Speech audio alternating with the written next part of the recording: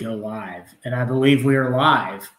Okay. Welcome, everybody. This is Dr. Bob on the Dr. Bob YouTube channel. Bringing you back a blast from the past this evening as we have Tiger Emissary, an old friend and an old guest of the show coming back on. How are you doing tonight, Tiger Emissary? Good.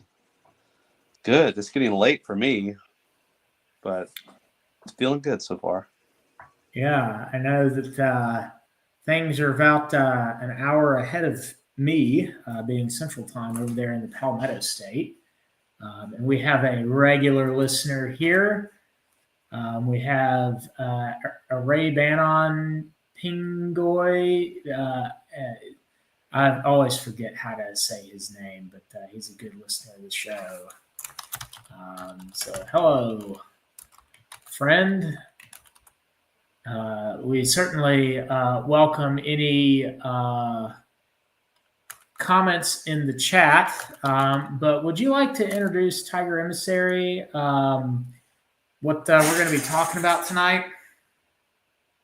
Yeah, I think we're going to talk about the greater Ogden and Moscow, Idaho controversy, but in particular the Postwar Consensus, and I guess the positions that both sides are arguing for and against, and then just kind of what are the trappings that go along with that, a generational divide, and the personalities that kind of take up the show with both sides. Yeah, no, that sounds good. So maybe before we dive into some of the specific controversies, would you like to maybe sort of give your take on what the post-war consensus is, and then sort of lay the background for the greater sort of Ogden-Moscow controversy? So I'm really not a good person to give the definition, but post-war consensus, if I'm blanking on the name of the book right now, you may say Return of the Strong Gods. Yeah. By Reno, I believe, is the author. He's a Roman Catholic author. He's a professor at Creighton. Yes. So I think this is where the term kind of originates with him, or at least the term is sort of galvanized with him. And I've not read the book. I've heard some reviews, read some reviews of it. I want to read it because I think it'll help me to understand what's going on better. But the gist of it that I've absorbed so far is after World War II, America, the good guys who won.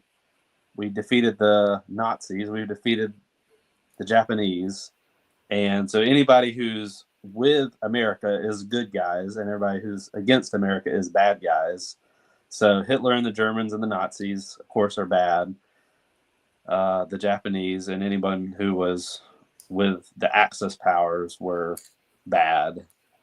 And that immediately kind of gets you walking down a path of, well, hey, the Brits and other parts of Europe and the Russians, the communists, were allied with America. So are you saying they're also good guys because they fought against Hitler?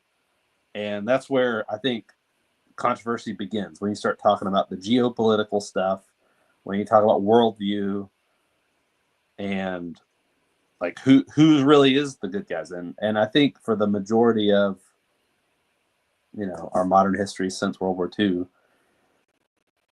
again, America is regarded as the good guys for at least people born in America. And I'm speaking as an American and speaking as someone who's a part of the West.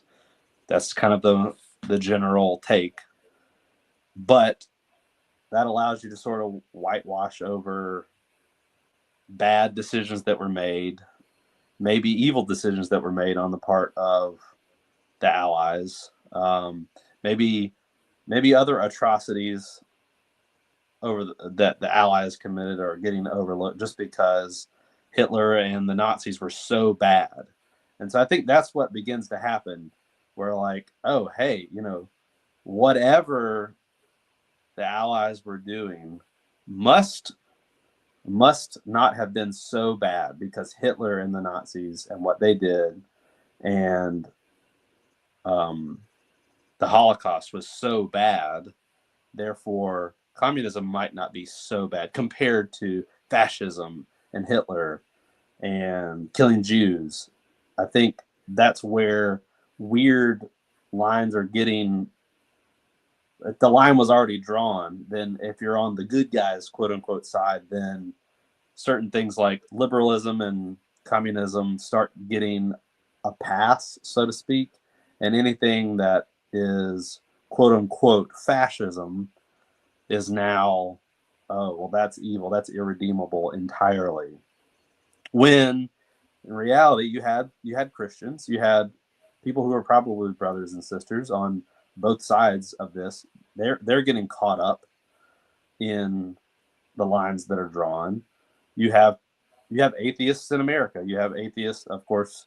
The communists are atheists, doctrinaire atheists, and so you've got weird lines being drawn right through the middle of Christianity. Like, which side are you on in the war, and which side are you on post the war? And I'm just speaking of like for the West. It just seems like anything that's on the side of the West is you get a pass. It's good, unalloyed good, and anything that's against the West was unalloyed evil. That was unredeemable, every bit of it. And I think that's what's beginning to happen now. Folks have delved into the history, stuff that perhaps wasn't taught in their middle school, high school, maybe even college. They didn't get, the full proof history given to them. And they're digging in finally to, well, what kind of stuff did Hitler and the Nazis do? And what kind of stuff did Stalin and the communists do? And people are like, oh man, I had never heard any of this stuff before. I was lied to, maybe. And then you throw in, after the war, the nation state of Israel and America's allyship with Israel.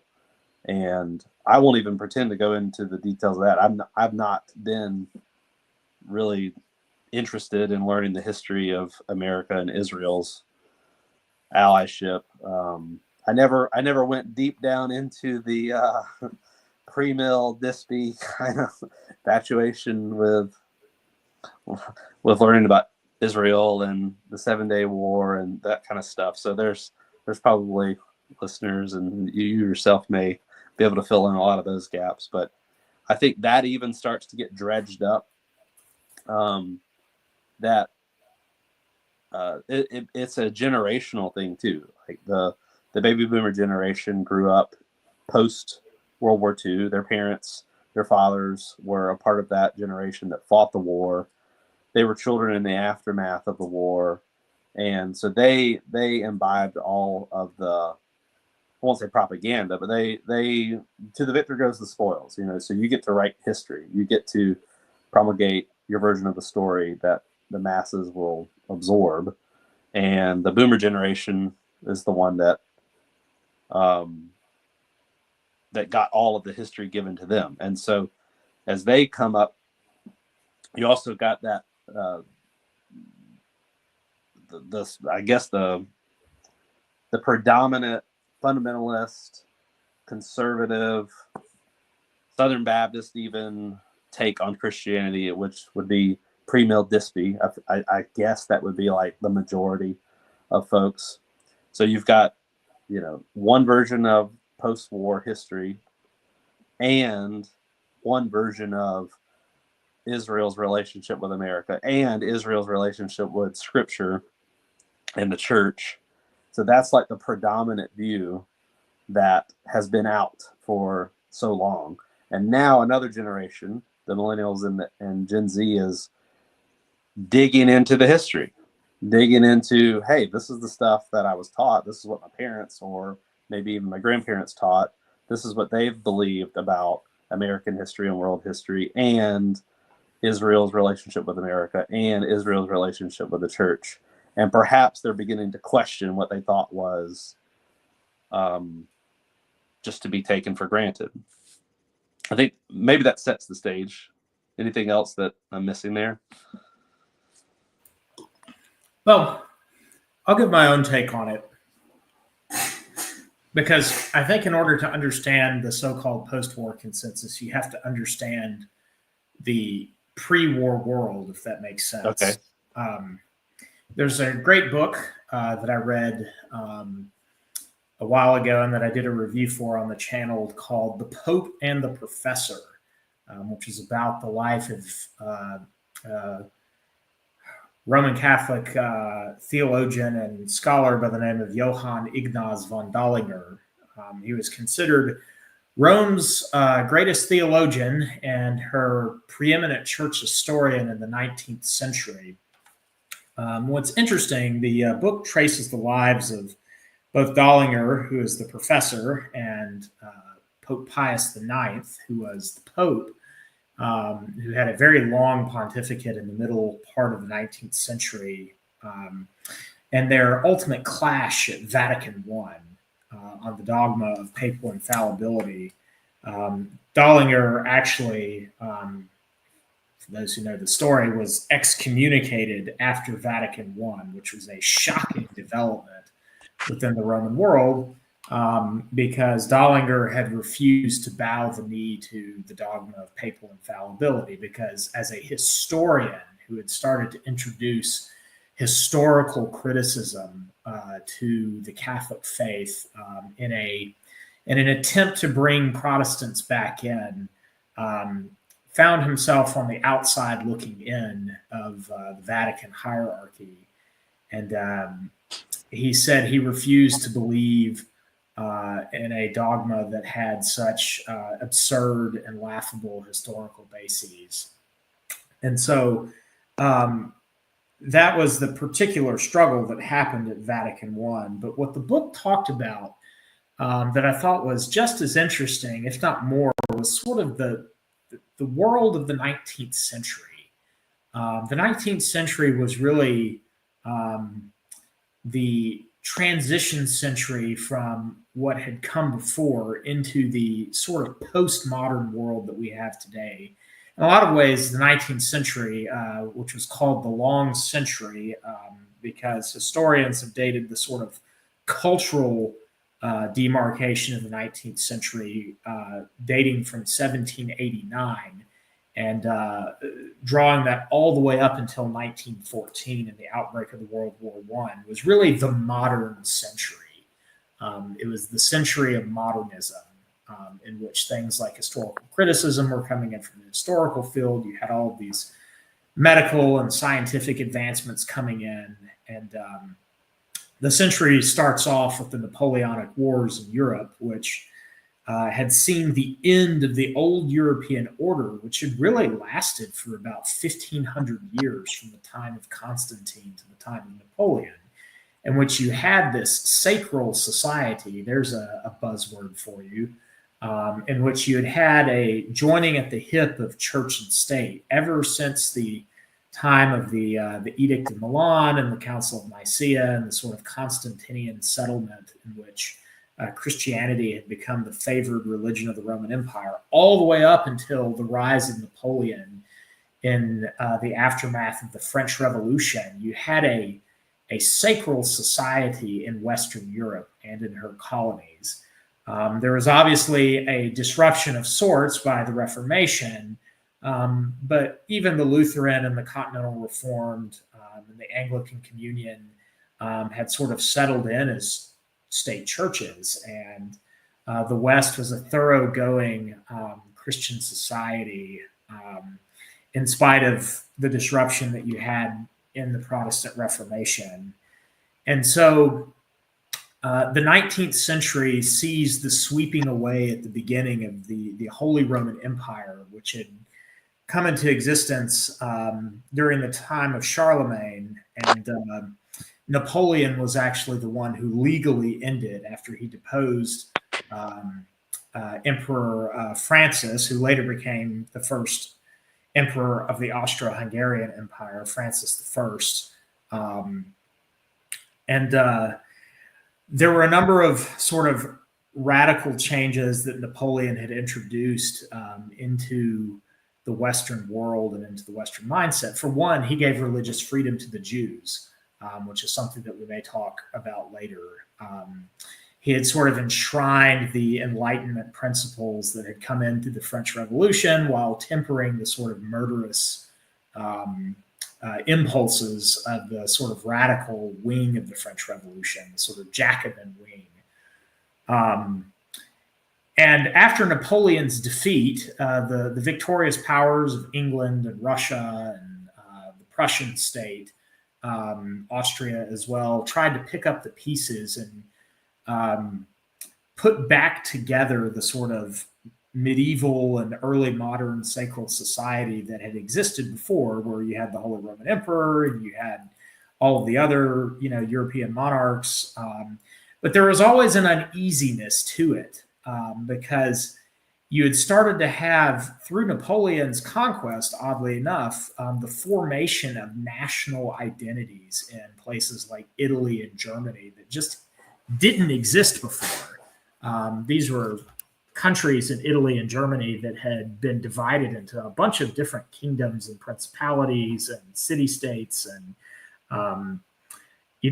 but because of Napoleon's conquests, the peoples in these various lands began to sort of coalesce, and a national identity began to rise.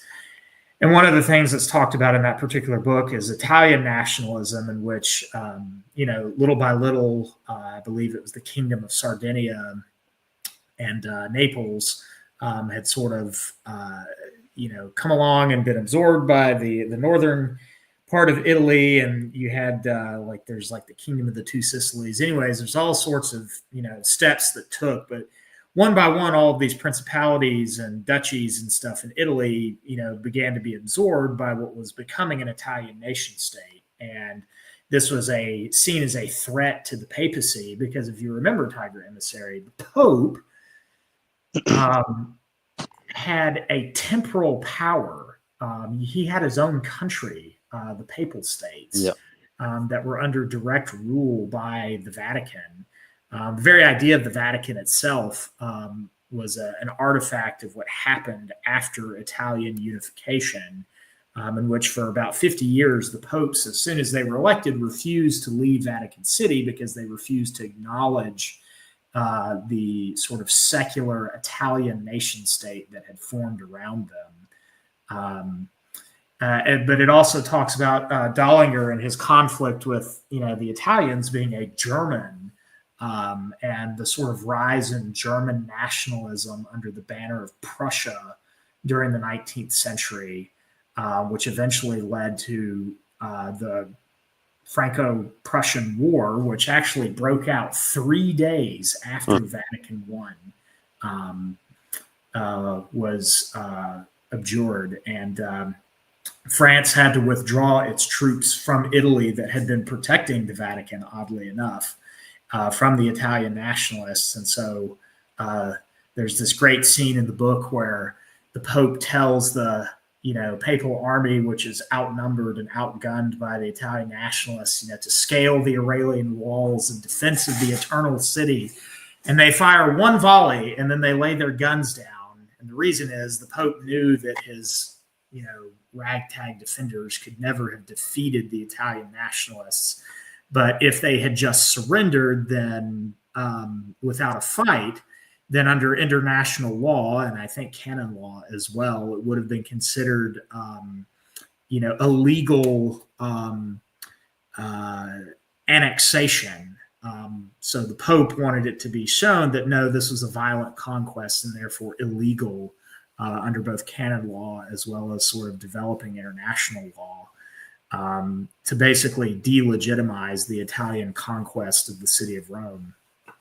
And, that's how Vatican City later becomes a thing, which oddly enough, that settlement happened in 1929. And the Italian leader to recognize Vatican independence, do you know who that is, Tiger Emissary?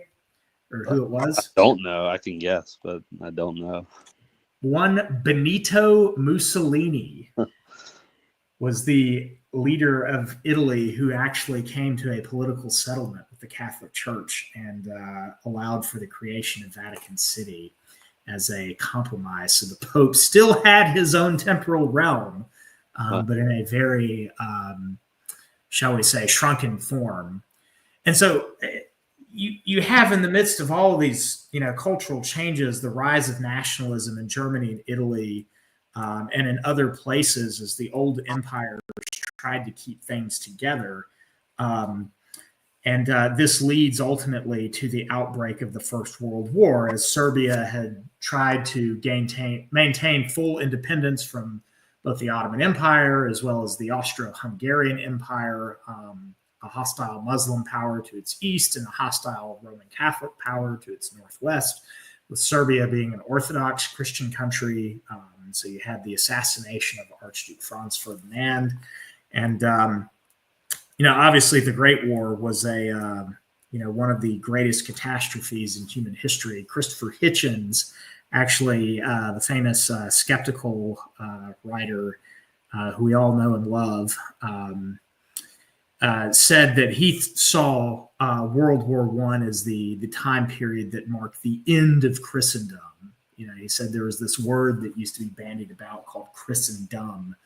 And he said it was the horrors of the First World War, the sort of mindless slaughter of men on the front lines that caused an entire generation to lose faith in God and in the old order.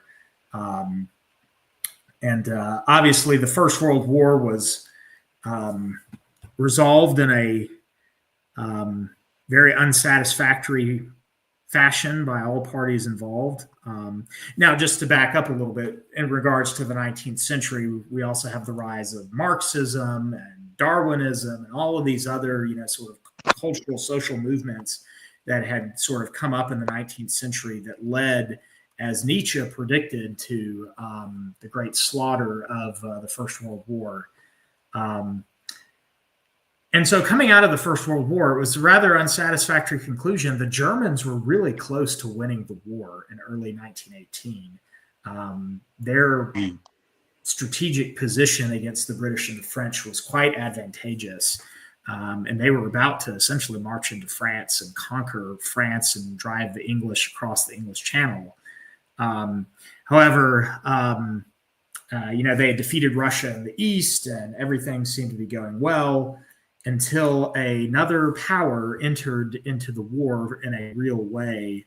And I believe the strategic position was in the spring of 1918, the German military outnumbered the combined French and British forces, 3.5 million to something like 2.5 million. And then within a matter of months, 4 million American GIs were mobilized. And so the strategic position completely flipped in favor of the Allies. And Germany went from being in a position of almost winning the war to total defeat within a period of about 100 days.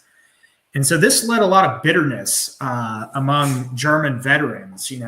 Why would the United States, who seemed to have no stake in a European war, and there were many Americans who felt this way, why would they, get involved in a war that didn't seem to concern them?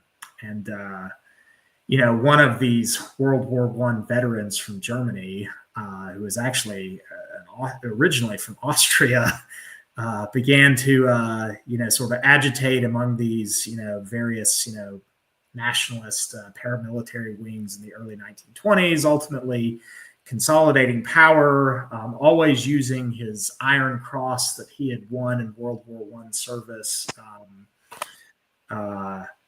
to his ultimate rise to power in 1933. And of course, that World War I veteran that we're talking about, who was a corporal in the Imperial German Army, was none other than Adolf Hitler.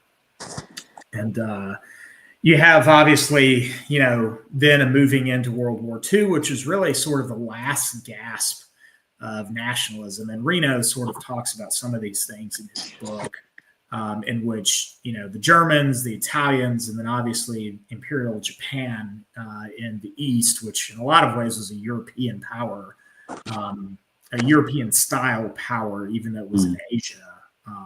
Japan was the only real modern nation at that time outside of Europe.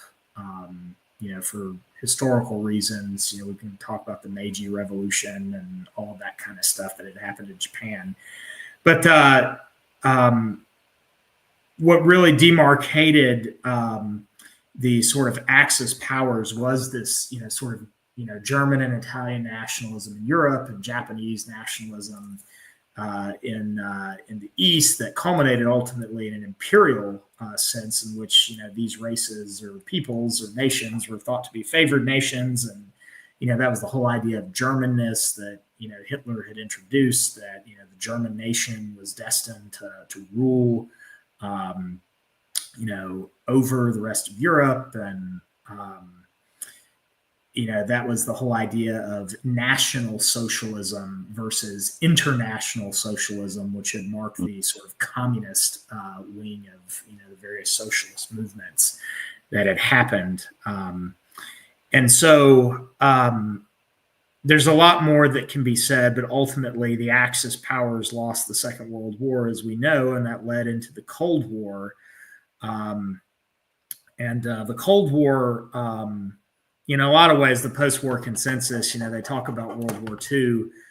To me, the real post-war consensus, this idea of the sort of Fukuyama style, end of history, really doesn't come about in its fullest sense until after the collapse of the Soviet Union, because you actually had two different competing post-war views. The obvious, sort of open society, sort of liberal capitalist Western, idea on the one hand, led by the United States and its allies. And on the other hand, you had the sort of world communism, revolution of the proletariat vision for the post-war world on the other hand, led by the Soviet Union and China, with obviously the Sino-Soviet split happening in the 1960s as Khrushchev and Mao had their falling out. And so to me, that's sort of the lay of the geographic land. And so what I see with Reno, and maybe I'll bounce this off of you and get your idea, is that after the defeat of communism in the late 80s and early 90s, you do have, this almost Fukuyama, Francis Fukuyama being the sort of, I think, philosopher, political theorist, who talked about this idea of the end of history, that, there would no longer be, sort of these massive world wars or wars of conquest, and that, almost the Star Trek style, entering into, a post-scarcity world as, the sort of agricultural and industrial and, now information capacity would solve issues like world hunger, and, free markets would bring American prosperity to the rest of the world, and everybody would sort of agree on this idea of liberal democracy as being the favored form of government. That was the idea of the sort of neocon, liberal post-war consensus. When George Bush got up there after the fall of the Soviet Union, talking about the New World Order, this is kind of the PWC that has come to be loved, and it's anti-nationalist, it's globalist, it's free markets, no tariffs, the sort of liberal / libertarian paradise, where you have sort of, free trade and, sort of mass popular culture that sort of binds everybody together. And you have this breakdown of these nationalistic sort of blood and soil, throne and altar type of ideas that had led to the great slaughters of the world wars. And now what you're seeing sort of in the aftermath of 9/11 and the Iraq and Afghanistan wars is we've sort of are starting to shift away from the unipolar world of the United States to more of a multipolar world where you have, Russia has its sphere of influence, and China has its sphere of influence, and the United States has its sphere of influence. That the sort of dream of the Fukuyama types has kind of broken down. And so now you have sort of a fight, I think that's kind of represented at the national level between Donald Trump on the one hand, which kind of represents this rejection of the post-war consensus, versus the sort of communist left and it's oddly enough, co-belligerents, the sort of neocon establishment Republican right, the National Review types on the other side. And so that kind of sets the stage for the sort of way in which the evangelical church in America and in, the rest of the West, and you could even say, any nation or that is sort of influenced by American evangelicalism around the world, the evangelical church is having to respond to that, and that sort of leads us into the sort of genesis of the Ogden / Moscow controversy. Does that do sort of a justice to you, Tiger Emissary? Yeah. Sort of the sort of geopolitical historical lay of the land and sort of funneling that down to now, how is this impacting evangelicalism in the present day? I mean, I think that's the nuts and bolts of it. I think maybe something to talk about more is the cultural elements that are coming to bear. I mean, like you brought up like the Cold War, and I brought up the boomer generation. Like they grew up in the Cold War, and there was an entire culture kind of built around that. And you think of like the James Bond movies. James Bond 007 doesn't work as a story without Russia, without the USSR. You can't go back and watch any of those older Sean Connery movies or any of the other Bonds. Even movies maybe like Red Dawn. Yeah, you don't even appreciate it so well with the current Bonds. It doesn't have quite the same flavor. It's a completely different headspace and a culture when it's the Brits and Americans against the USSR, and those movies were great at capturing that feel because you knew who the bad guys were, you knew who the good guys were, and I think that's pretty emblematic of the entire boomer generation. That's the American feeling when it comes to the world stage of like who's the good guys, who are the bad guys. I think that's always been there. I think where we're at now is, you're right. You bring up the Fukuyama quote that we're at the end of history. I mean, he was very wrong, but you can't quite fault him for where he was at. We don't want to. We throw around the term presentism a lot. Dr. White throws that out there every once in a while, that we don't want to judge historical figures by the standards that we use today. And I think standards are shifting now.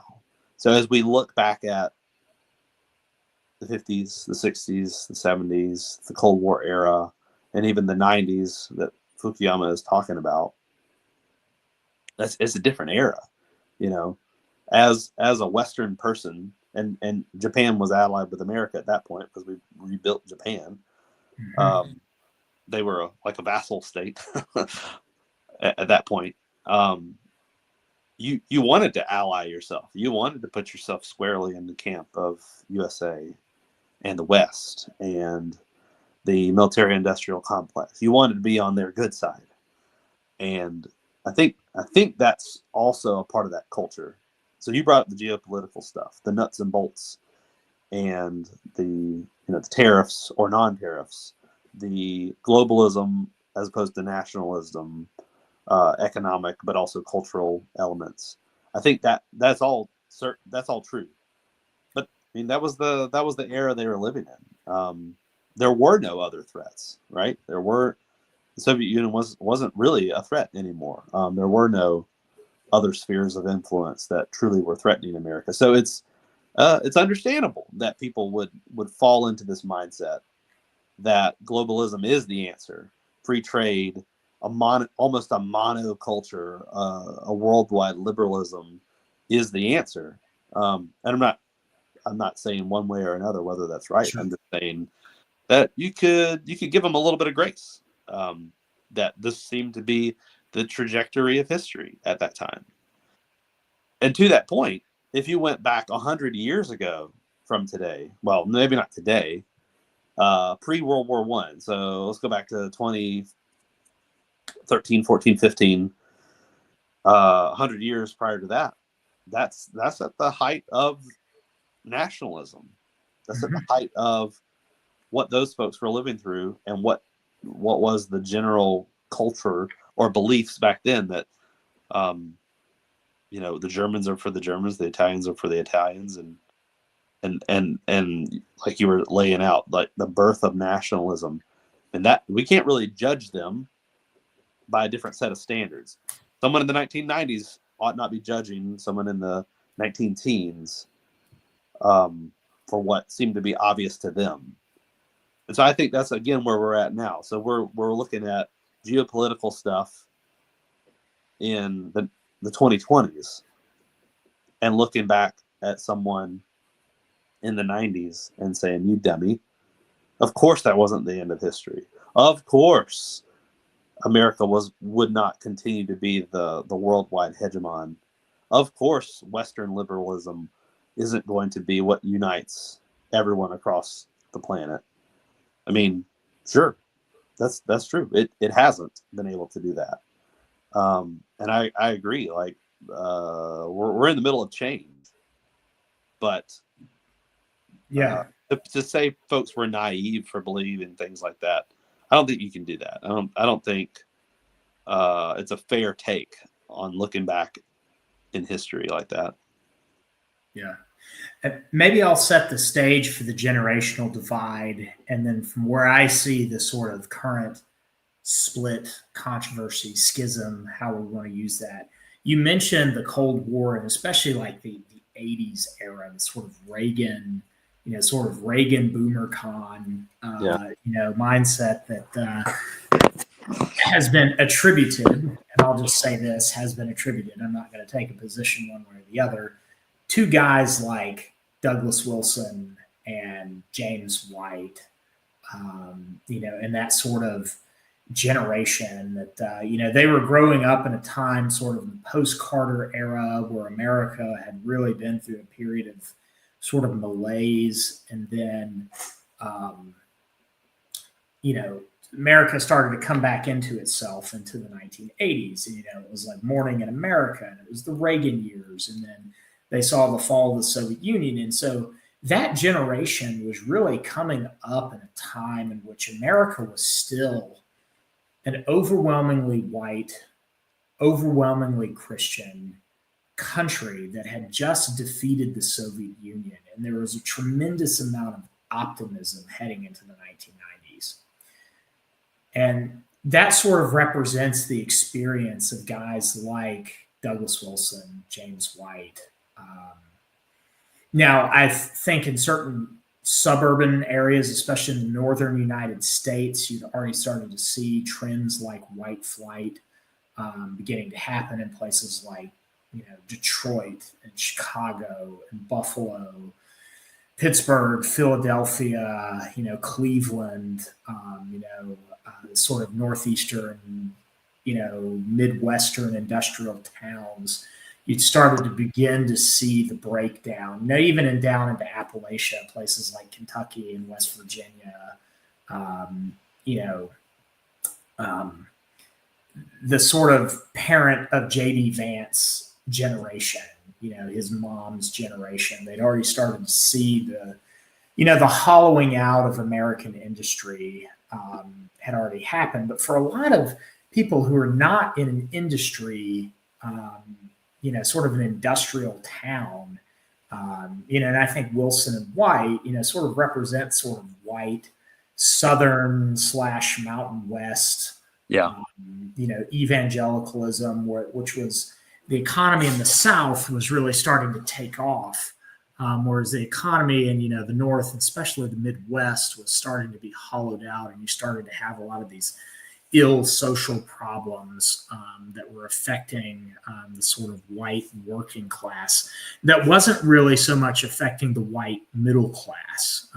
And I distinguish the working class, who were blue collar, primarily industrial union type people, from the sort of working or the middle class, which kind of defined evangelicalism, especially in the South, who were people who were, had the 2-income family, and they were able to make it by and do well because, the economy coming out of the Reagan and Bush years into the Clinton years was still pretty good. And after the fall of the Soviet Union, all of this sort of capital accrued to the United States. And so that was the sort of atmosphere, the sort of cultural, paradigm that White and Wilson and, maybe C.R. Wiley and some of these other, sort of boomer con, evangelical guys grew up in. Now, contrast that with, even though J.D. Vance is no longer evangelical, contrast that with sort of our generation, maybe a few years older than us, guys in their sort of mid to late 20s, all the way up to maybe like their mid 40s. We grew up, some of us remember the 90s and the distinct change that happened after the September 11th attacks, economically, socially, politically, culturally. America went from being an optimistic place in the 1990s to something. I felt like the spirit of the country changed in the 2000s. Yes. There was a unity initially after the 9/11 attacks, but then the long Afghan and Iraq wars, where a lot of guys went over there and at least the Vietnam guys got to experience Reagan a decade after that war had ended. Whereas guys like J.D. Vance, in our generation, we got Barack Obama, who told us that we were evil for being white. You had the sort of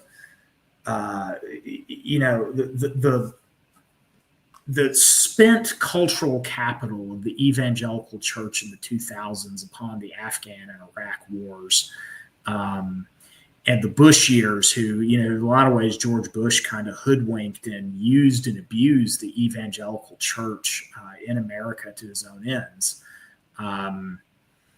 The country in a lot of ways was just spent by the time we got to 2007, 2008. And then you have the Great Recession because of, what had happened with like the Lehman Brothers and, all these banks that began to fold, because you had subprime mortgages, which the story behind that, you could get even more politically incorrect, talking about lending to primarily Black and, to a lesser extent, Hispanic homeowners who didn't have the capital that, or the discipline that maybe white homeowners had.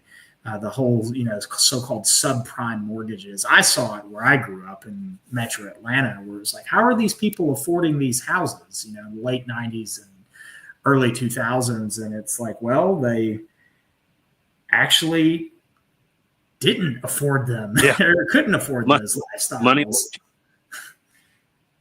and they ended up foreclosing, and so you had that, between the Great Recession and the sort of long, grinding, pointless nature of the Iraq and Afghanistan wars led us to this sort of Barack Obama moment.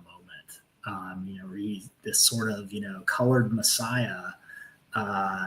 He's come to heal the evils of racism in society and to end the foreign wars where us evil white Christian Americans are oppressing these brown, non-Christian, people overseas, and that, he was going to bring healing and all of this kind of stuff. And especially in his second term with the Trayvon Martin incident, all the racial reconciliation stuff, Trayvon Martin and Freddie Gray and Michael Brown and all of these, sort of urban unrest where he was like, well, Trayvon Martin could have been my son, while not saying the same thing about George Zimmerman. A lot of young white males in our age group, I think, saw that and they're like, my president hates me. My country hates me. Combine that with sort of feminism and, Title IX issues, especially on college campuses, and the, sort of leftist communist, but not old school communists, sort of race communism, sort of South Africa, Zimbabwe style race communism that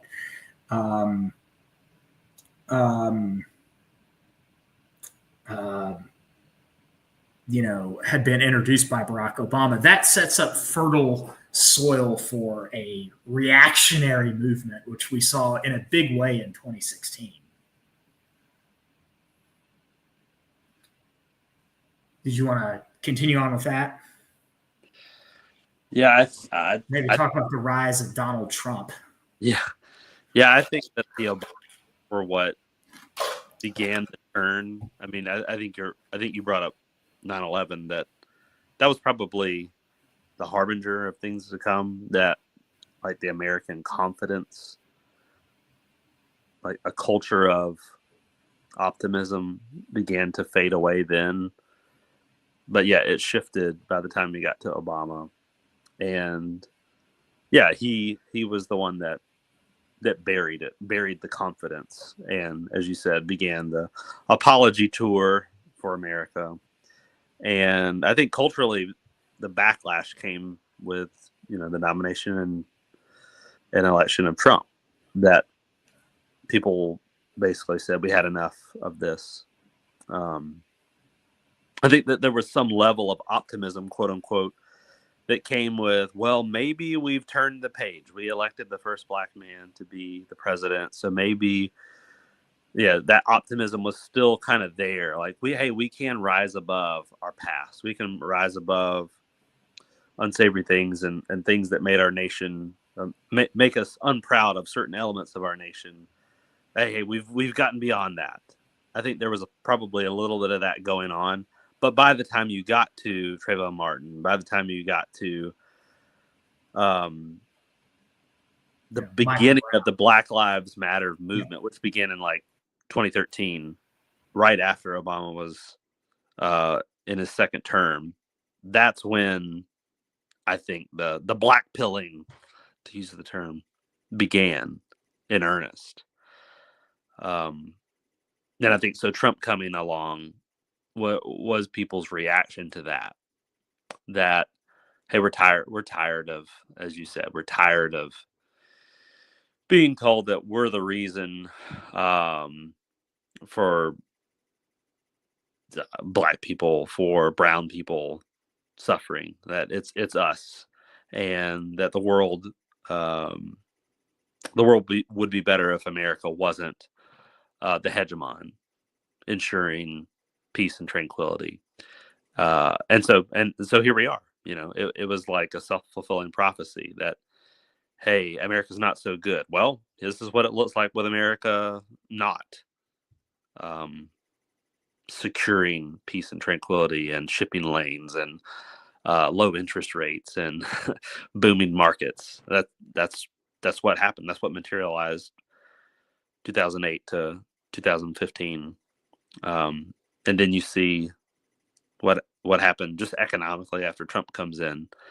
Markets open up, interest rates stay low, but now prosperity comes and a little bit of that confidence comes back, but then it gets crushed immediately within the 4 years. 2020. Yeah, as you have COVID-19 in 2020, you have lockdowns, you have years of stagnation, you have years of high inflation. You have the aftermath of George Floyd as well in 2020. You have the summer of love. Yes. You have like riots all across America. You have riots beginning in other countries that have nothing to do with George Floyd. Riots in England, riots in France because of George Floyd dying. Yeah, so like a worldwide reaction to not just COVID, but to the explosion of wokeism that happened in America before 2020, to be sure, but really became malignant in 2020 and spread everywhere. And so here we are.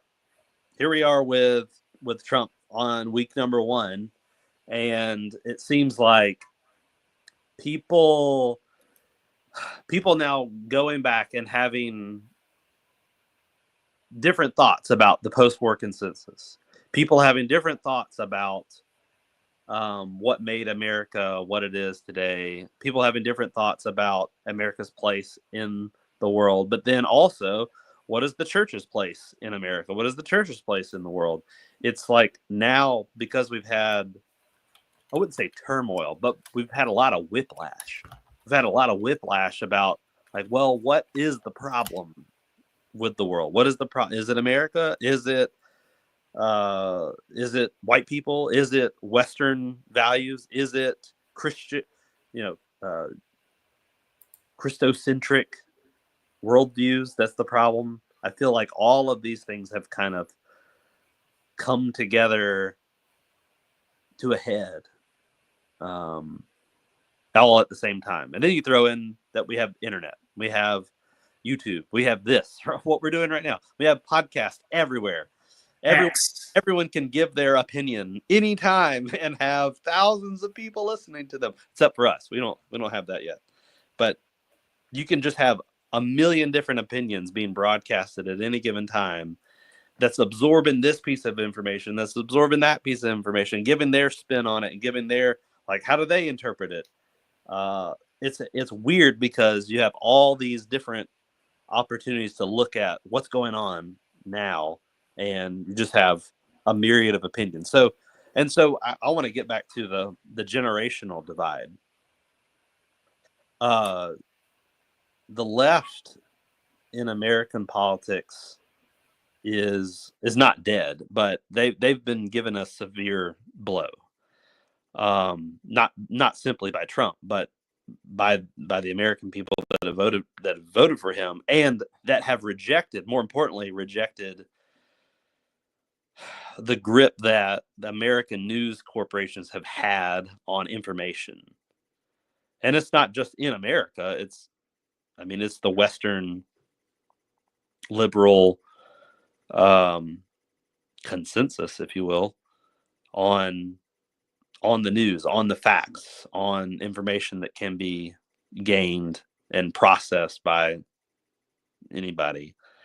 Now we have the information age where anyone can get live, real information from Twitter, X, from YouTube, from anybody broadcasting it.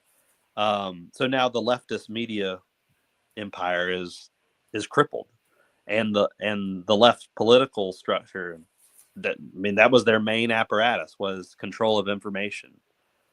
Now they don't have that. It's a bit like Big Brother. You had the grip on the memory hole. You had the grip on controlling the narrative and controlling the information that came out. The proles and everyone being kept in line because you kept the information tuned exactly the way you wanted it. And now that's not possible. And the proof is that Trump won.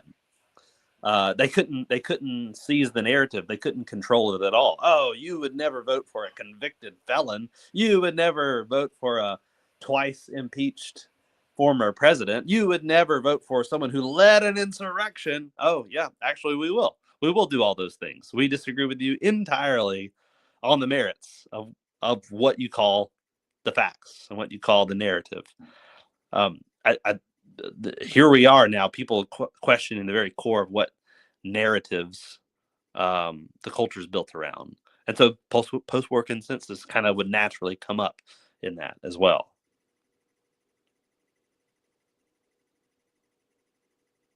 So I want to ask you now, sort of fun as we continue to funnel down.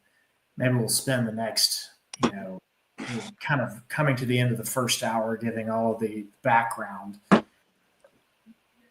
want to ask you about the case for Christian nationalism, Stephen Wolfe, and sort of what his sort of offering was to the evangelical world and the sort of reaction that we've seen from the more theonomic, post-mill, presuppositional guys.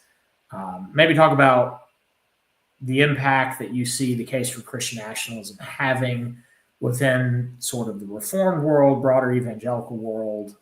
It's been a very widely discussed book, Christianity Today, Gospel Coalition, all these, Stephen Wolfe seems to have captured the attention of the evangelical world for better or for worse. Can you maybe talk a little bit about that book and sort of the impact that you've seen that it's had and how it's kind of led to the present discussion? Yeah, I would preface it that I haven't read it, but I think before Canon Press released it, that if you use the term Christian nationalism, that was simply another synonym for white nationalism.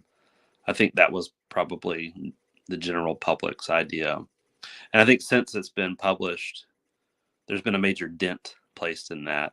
I think Doug Wilson's goal and Canon Press's goal with publishing the book, as much as they may or may not have even agreed with Wolfe, was that, well, we want to start the conversation. We want to create an opportunity to start discussing this kind of stuff. Maybe move the Overton window over to what's an acceptable discourse. I think that's been the main effect, is that now we're talking about this stuff. Now, quote, Christian nationalism is something that Christians would not just dismiss out of hand right off the bat.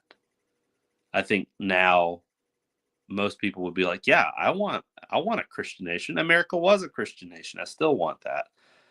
We need to have righteous laws. And I think that's just the general layman's take on it.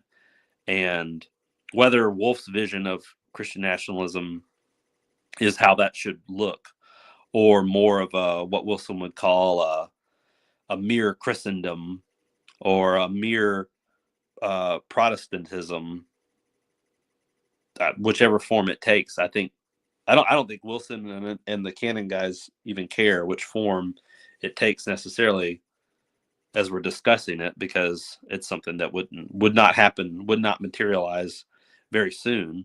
But they want the discussion to start, and I think that's where we're at. I think people are debating it, and rightly so. Regardless of what TGC or Christianity Today what their takes on the book are, I think the fact that they had to say something, that they had to write an article or two, that there's discussions and threads on X that people are going back and forth on it, I think that's the goal. I think that's been achieved by the Canon guys. Yeah. And so Wolfe has obviously been a very polarizing figure within Reform circles, and he seems to have provoked a pretty strong reaction from, you could say, Gabriel Wrench has responded to him, Toby Sumpter, the guys who are kind of associated with Moscow. But he seems to have provoked a particularly pointed response from Dr. James White. And so, what do you see as being their differences in perspective and sort of what has led to this the conflict specifically between the two of them? And then we can talk about how that sort of debate / conflict, has kind of spilled over into the divide that we see between Ogden and Moscow. Yeah. Well, James White he's Baptist, and I feel like there's a complete theological worldview that belongs for that. And he may be more, you could say, a more modern Baptist or a more traditional Baptist in the sense of what is the church's role in the nation.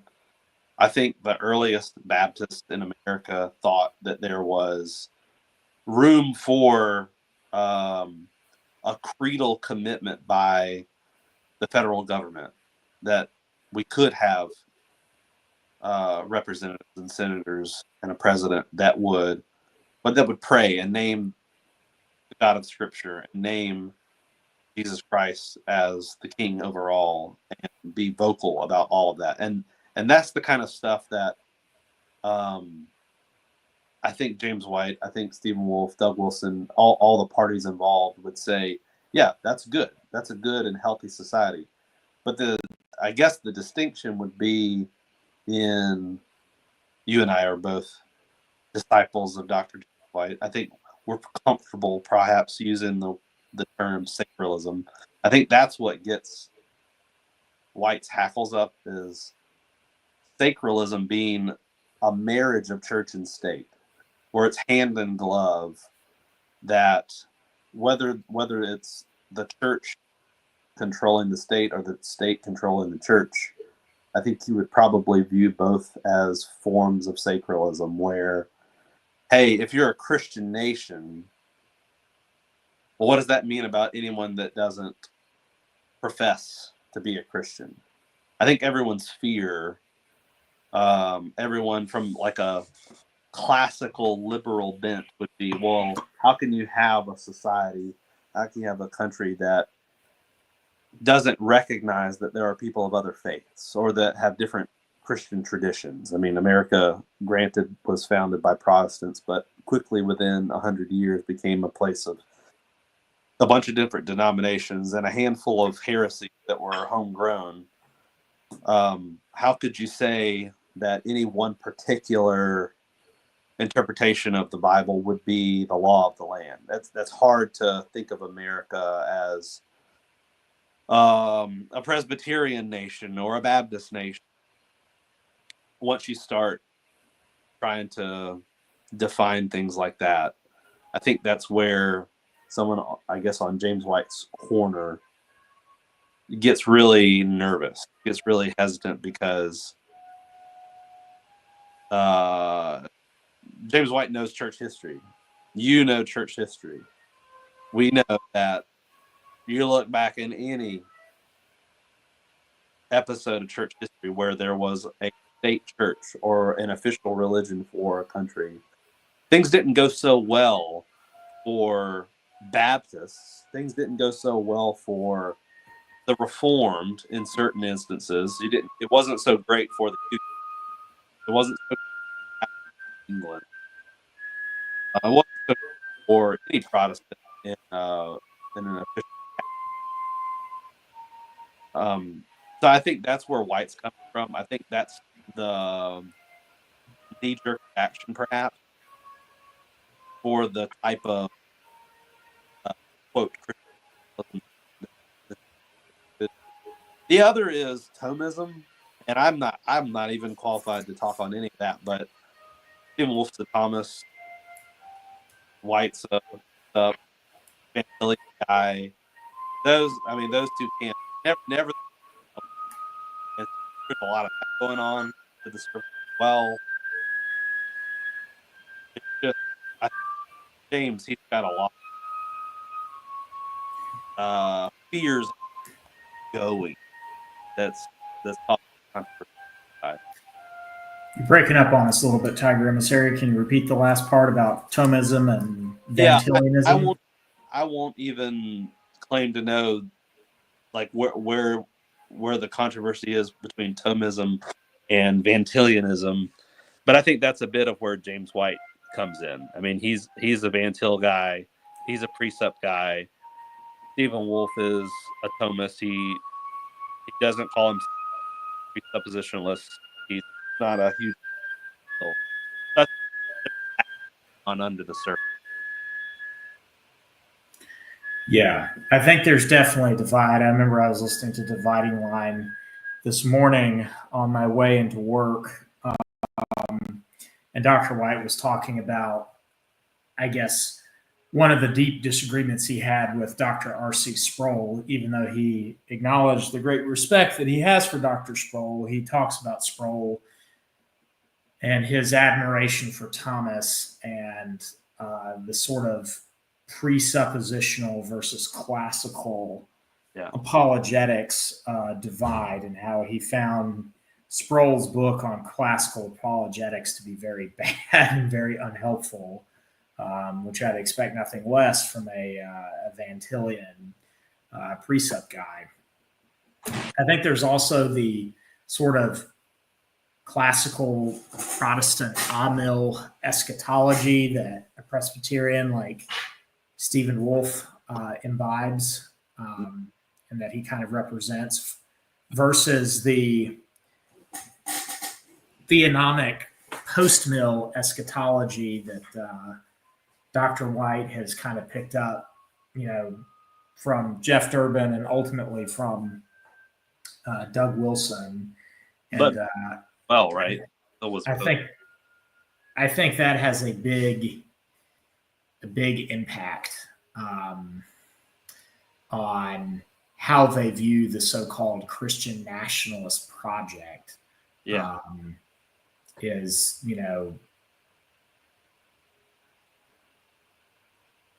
the distinction between an amillennialism that is the historic position of the church for the vast majority of the history of church history.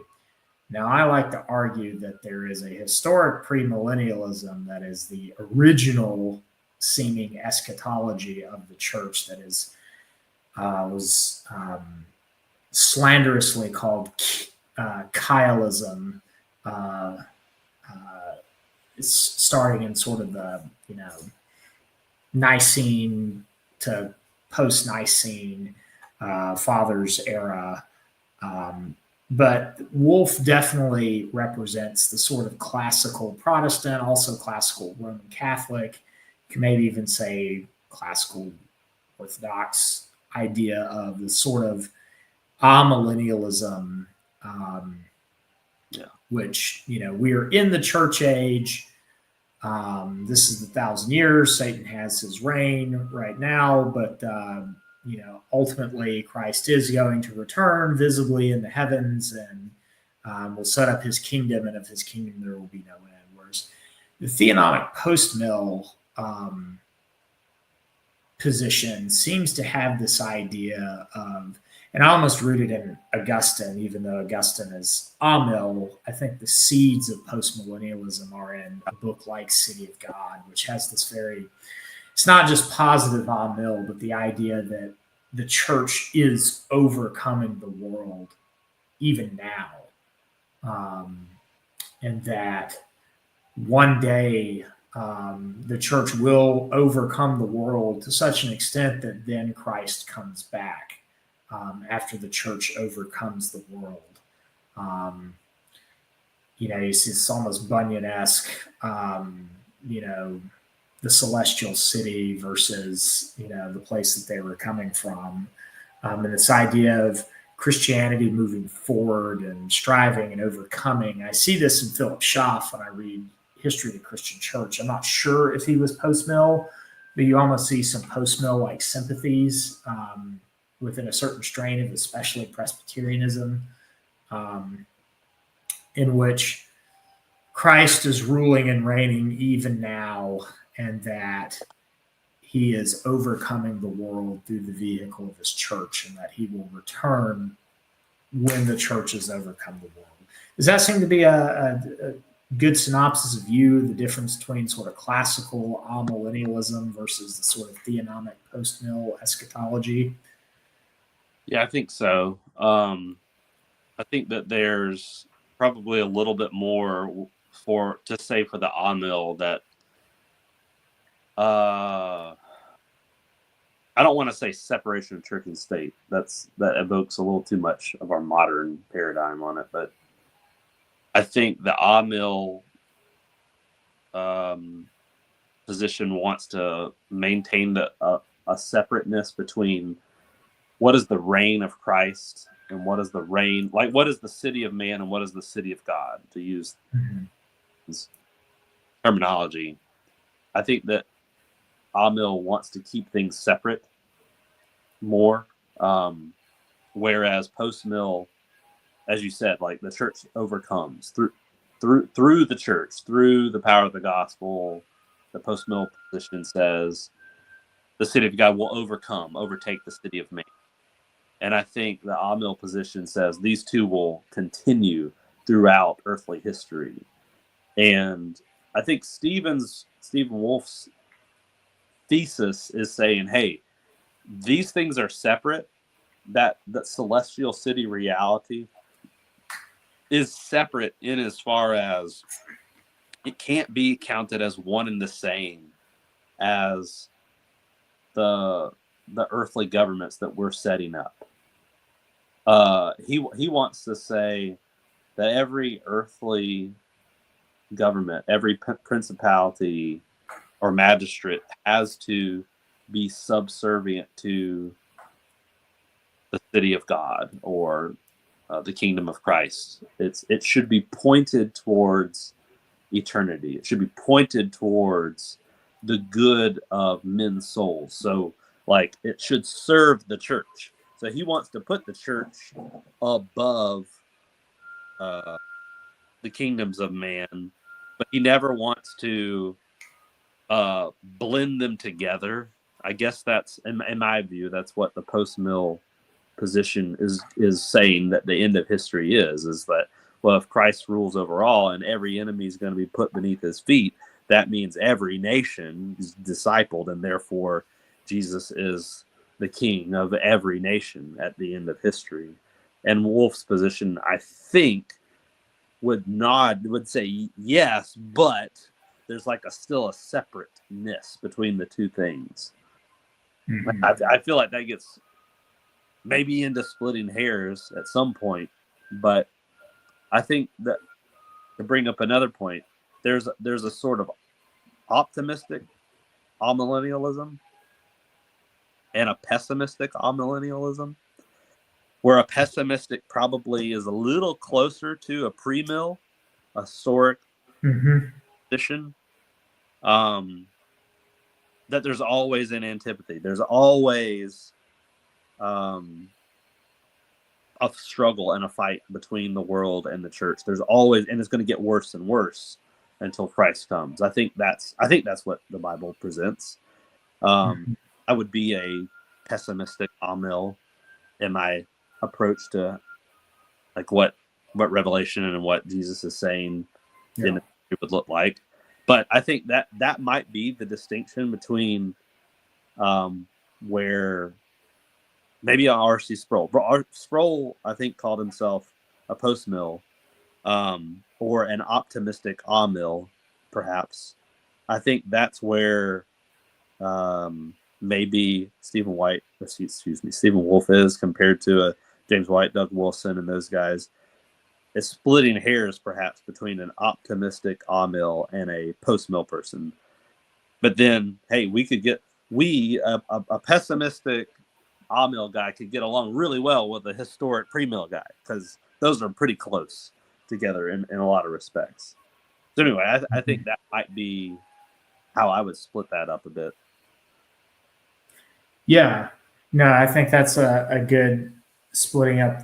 There's one thing that Dr. White often talks about. And if you want to go ahead and get the tweets that you've kind of bookmarked, I'd like to discuss those in a little bit as well.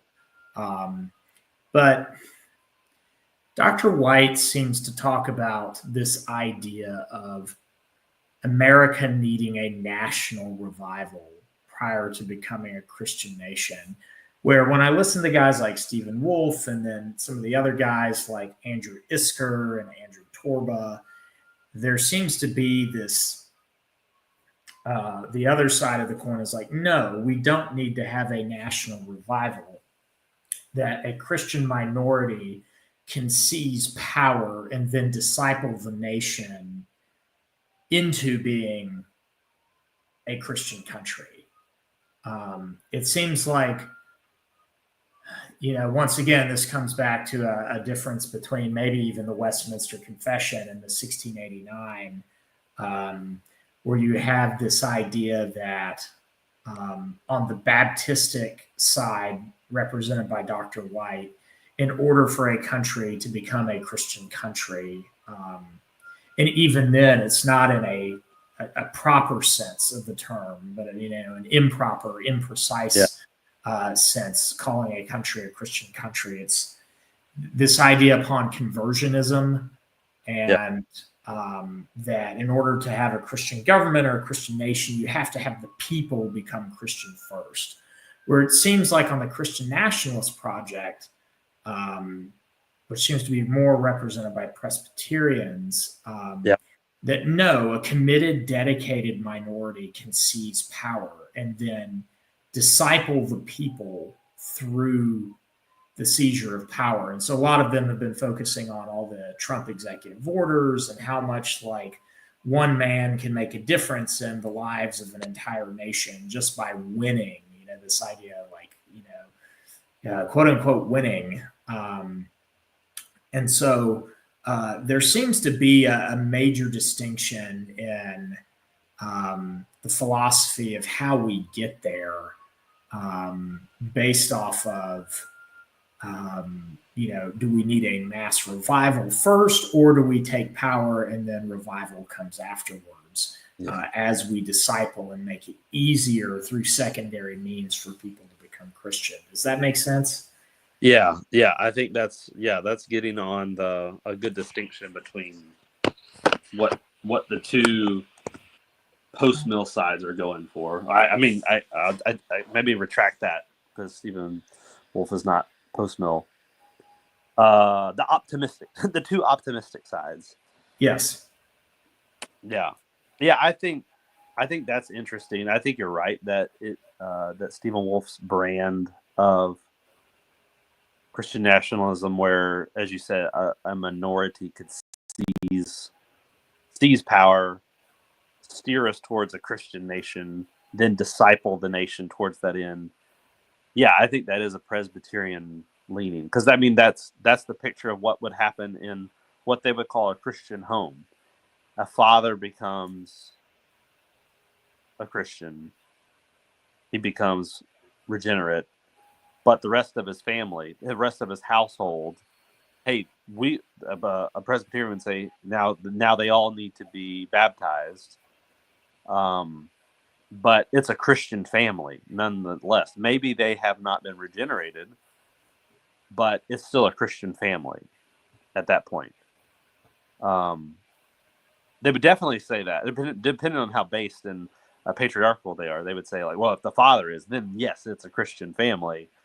Maybe someone would say, no, it's got to be the husband and the wife. Now it's a Christian family. I don't know. I don't know who would argue for one position or the other, but still, I mean, the Presbyterian position is, hey, the children, if they're infants, if they're before an age of accountability sort of thing, hey, we don't know if they're regenerate. We don't know if there's been a revival, quote unquote, in our family. We can still call ourselves a Christian family, even if only two people, the parents, who have all the power, quote unquote, are in control and professing Christians. We could call this a Christian home, a Christian family. And so I think that they're doing almost a one-to-one translation to the nation. Yeah. I see that, like the nation as a family, and I think this gets into the sort of blood and soil disagreement as well. Um, Man, we could certainly go down a rabbit hole here, and well, what One is a nation? It seems to you have to be. bring it back 2 years from now, and we'll talk about it.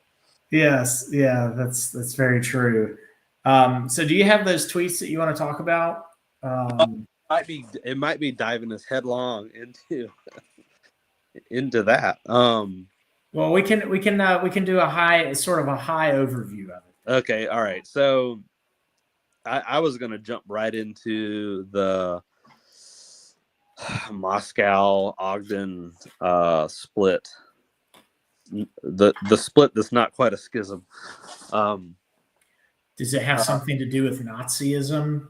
Not yet. Not yet. We haven't got that. I'm not going to get that far yet. Maybe though. So the tweet that I found and bookmarked is from Eric Kahn. I don't have the date stamped on. It's a screenshot of his tweet, so I don't see the. Are you able to share the screenshot? Maybe I can put it in the chat. Maybe. Copy photo. I'll put it in the chat for everybody. Let me see if I can bring it up. Oh, I got to join chat and stuff. Can I do that? Oh, I don't think I can do that right now. To maintain my anonymity, I can't join the chat. If you send the link to me, I can share my screen. Okay, here we go.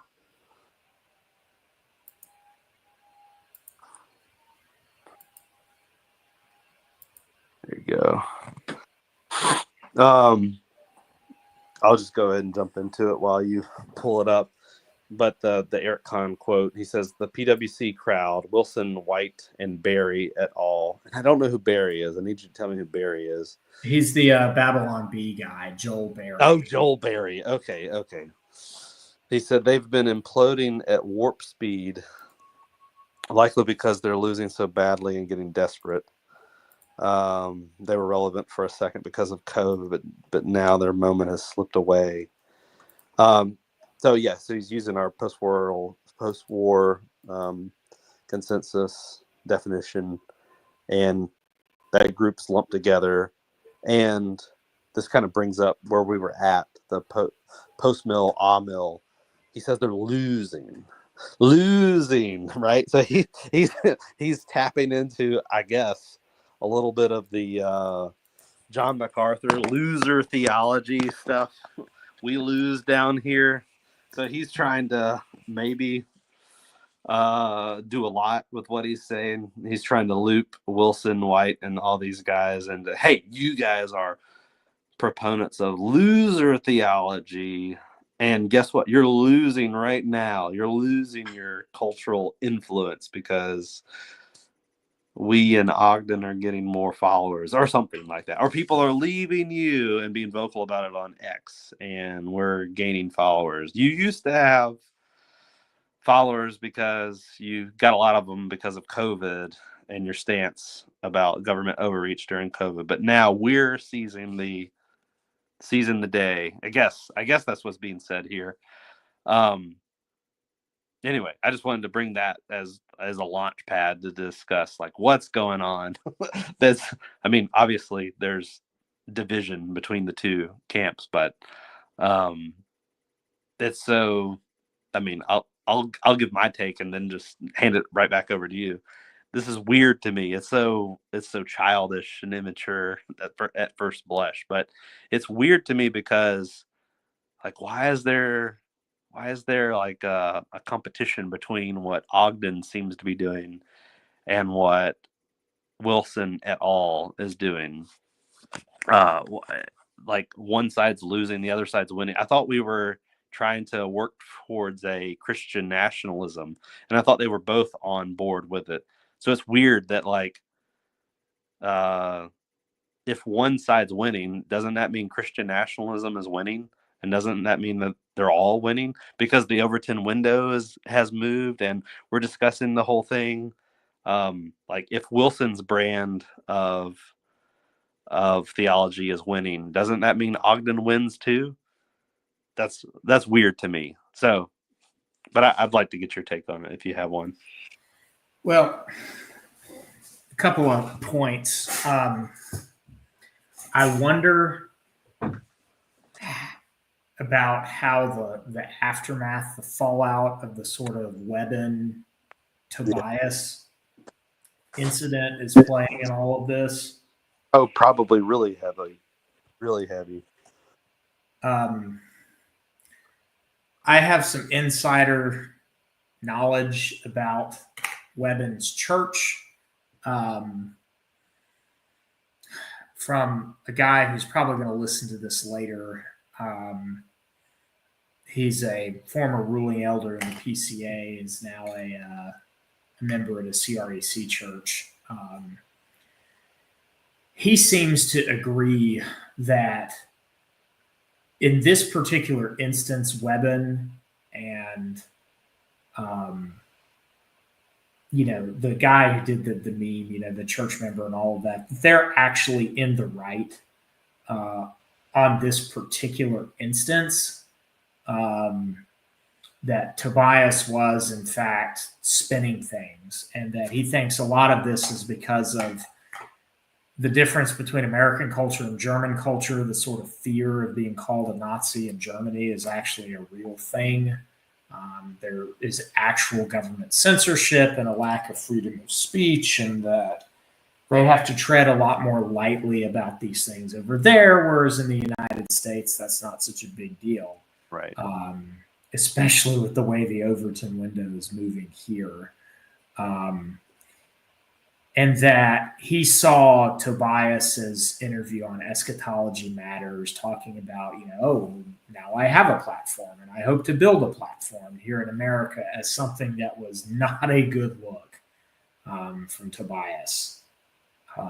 That Tobias needed to sort of stay in his lane, and that by getting out of that, he's actually an otherwise decently faithful pastor has really stepped into it. And that there does need to be repentance on Tobias's part. However, he had a family member who actually attended Webben's church, and he seems to think that in regards to quote unquote platforms, that Joel seems to be more interested, generally speaking, even though in this case he admirably stood up for his church member who was being, I think what the church member did was probably unwise. Could you even say it's sinful? I think maybe you could do that depending on the intent. But is this something that should have this guy's life destroyed? Because he's somehow like this racist Nazi or whatever. Or even church discipline.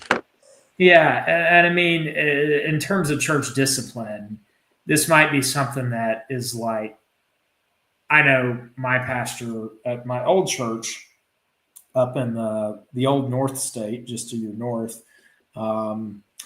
he would say, yeah, he would either kind of chuckle a little bit and say, yeah, it's kind of in poor taste, or probably not the smartest thing, but, it would be just like, a 5-minute conversation or even less off to the side at like a church potluck. And that would be the end of it. Versus like, he needs to repent of his hatred of Jews and all of this kind of stuff. And this may actually, we can talk about Stone Choir at some other point, influence that has had, because obviously Corey Mailer is a name that is kind of hanging off to the side over here. But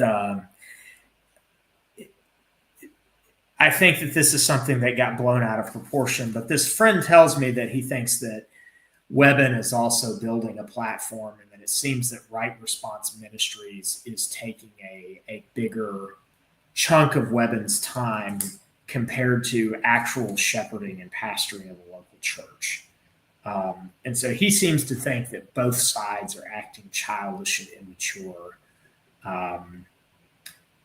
in this regard, but he generally sides with Doug as being probably the most mature voice in the room. Yeah. So I think that certainly has a role to play. And I think what's happened is, the Ogden guys got involved in this whole Tobias story. I know they had that, 3-hour and 30-minute podcast or whatever. Yeah. Where they talked about all of this kind of stuff and their role and everything that's going on behind the scenes. Yeah, they inserted themselves into it all. Yeah, and I think that's been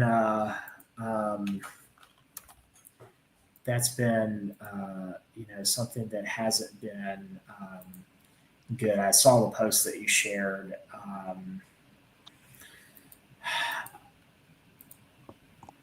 But I want to try to actually bring some scripture to bear on this that I think has been kind of lost in all of this. It's like, well, we're supposed to be about the Bible, so maybe we should actually talk about the Bible in this regard.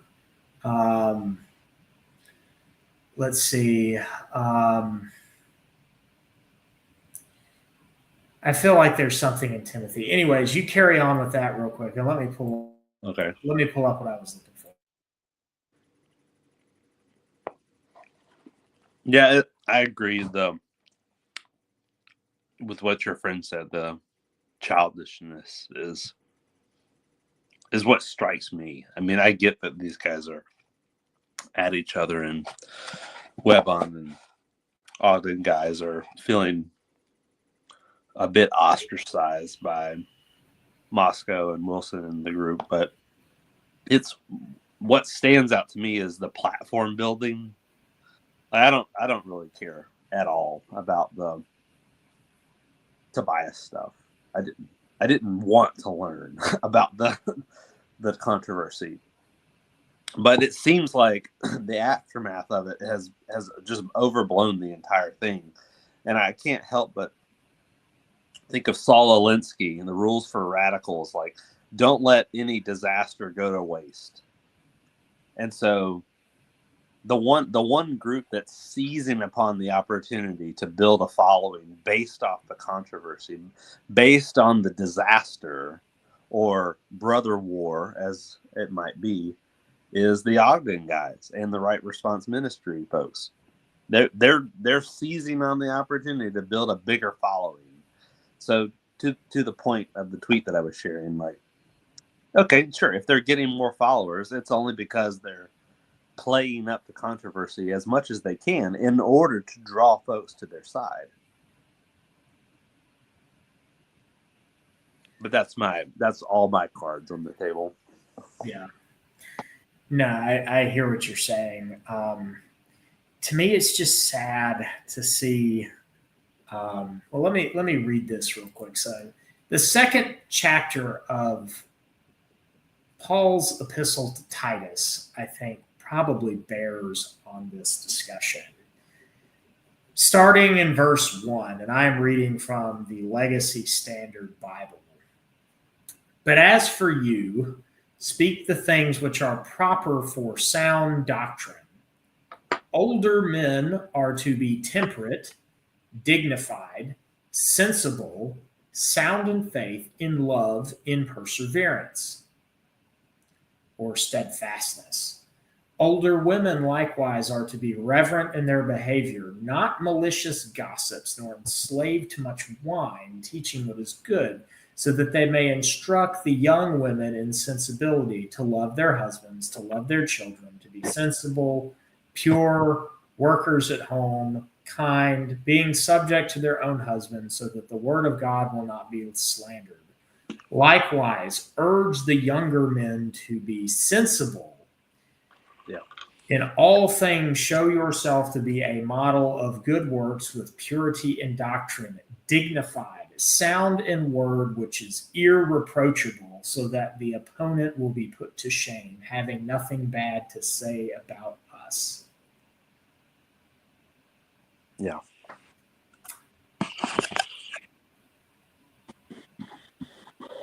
Yeah, it does. It seems like none of it passes that smell test. And I don't want to go full on gospel coalition on you, but the knee-jerk reaction is, hey, the watching world, quote unquote, maybe that's actually Southern Baptist Convention. The world is watching. If the world is watching the debate between Moscow and Ogden, like, are they drawn to what is being preached? Are they drawn to the gospel? Do they want to be a part of Jesus' kingdom because of what they're seeing? I doubt it. If the brothers are fighting and squabbling over how big of a following they're getting on X or whatever platform, like, that sounds really petty. Because no one will remember your name, as Joel Evans said, right? Quoting Brad Pitt from the movie Troy. Yeah, exactly. I mean, it says pagan as Brad Pitt is, and as Achilles was. I think that shows you what kind of squabble this is. It's one that doesn't win anyone. It only shows that the power of the gospel hasn't really worked at all, at least in this arena. But that all could be ended.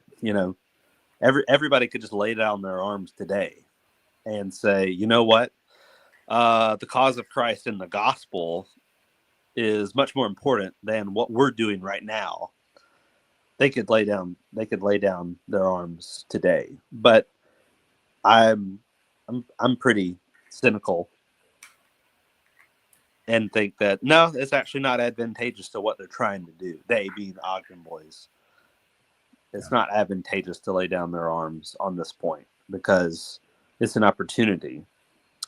It's an opportunity to gain the eyes and followers that could build their movement. And, if that means that they get a few more followers to then be the minority Christian power that seizes control, then so be it. Then it's probably, then it justifies the ends.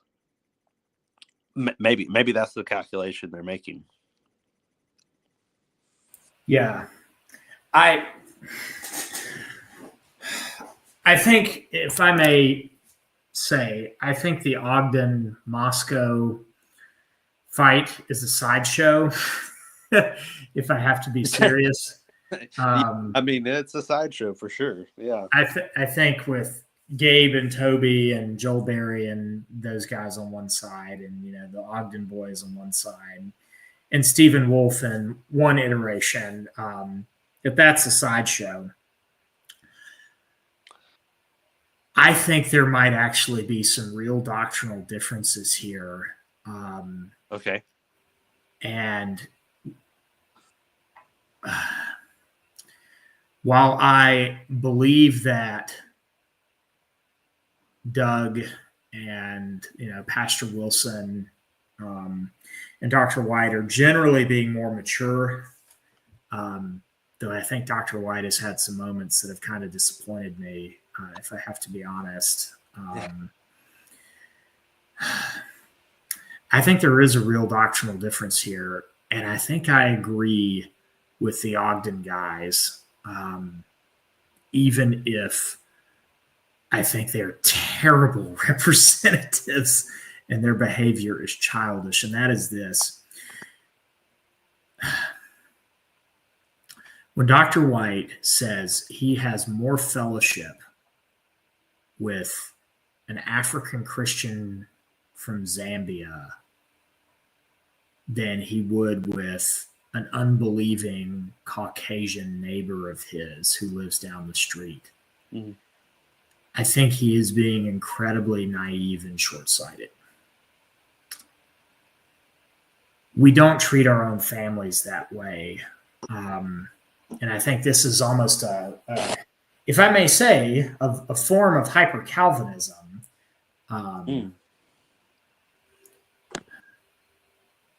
There is the concept of sphere sovereignty, and there is the concept of, we talked about this once before, I believe, about, sort of classical two kingdoms versus sort of a radical two kingdoms. I think there is something to be said about the natural law side, in that, now you're going to get me going down a rabbit hole, because I can also say, well, the East, it's not just the Reform who criticized Thomism. The Eastern Orthodox certainly have their criticisms of Thomism as well from a very different angle. They definitely do not hold to Thomism. And oddly enough, I think Dr. White kind of recapitulates certain Eastern criticisms of Thomism that I think do have validity. That being said, how does Dr. White know that the Chinese Christian whom he doesn't share a country with, that he doesn't share a language with, that he has so few actual shared cultural values, how does he know that person's regenerate? Now, you can have good evidence, you can have a presumption, but at the end of the day, we believe in the invisible, visible church distinction, that ultimately we have unity with the invisible church, those who are truly regenerate, those who are truly born again, those who are elect. To go about and say, well, I have more unity with this African Christian over in Zambia than I do with my secular neighbor. How do you know that secular neighbor is not going to come to Christ one day? And in a natural sense, God, going back to Acts 17, when Paul is talking about, how God has, appointed the times and the boundaries of the various nations of men, that those nations are very real entities, very real categories. You see, even in Revelation, it seems that all the nations, that this category still exists. We're not just a mass of amorphous humanity. That there does seem to be something in which the national character of somebody persists even into eternity. Now, I don't want to push that too far.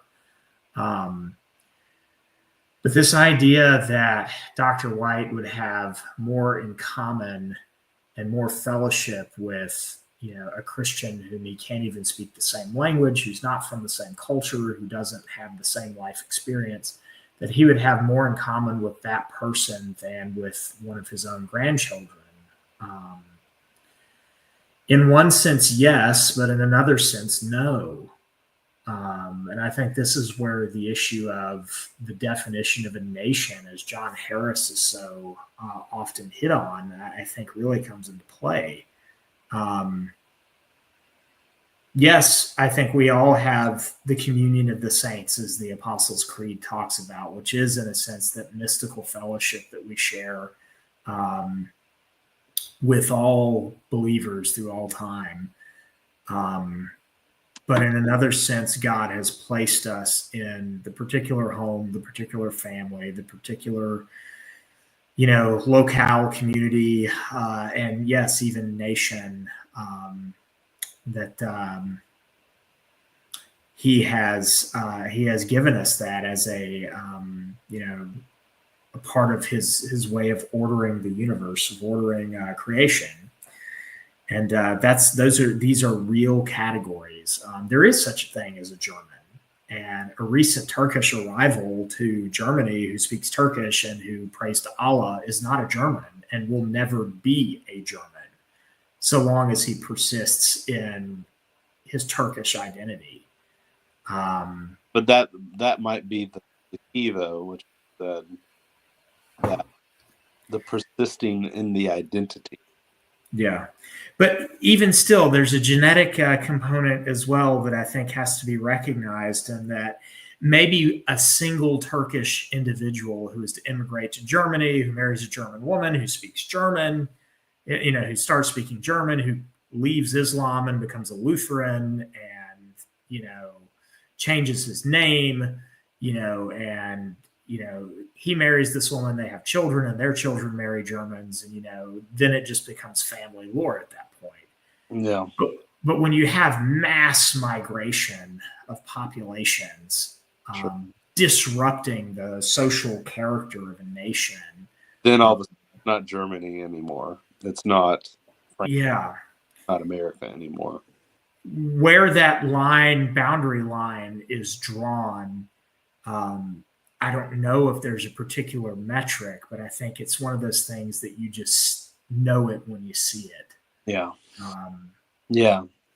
And I would be charitable to Dr. White's position in that, like, in every way you just said, hey, in some ways he's right, and in some ways he's not right.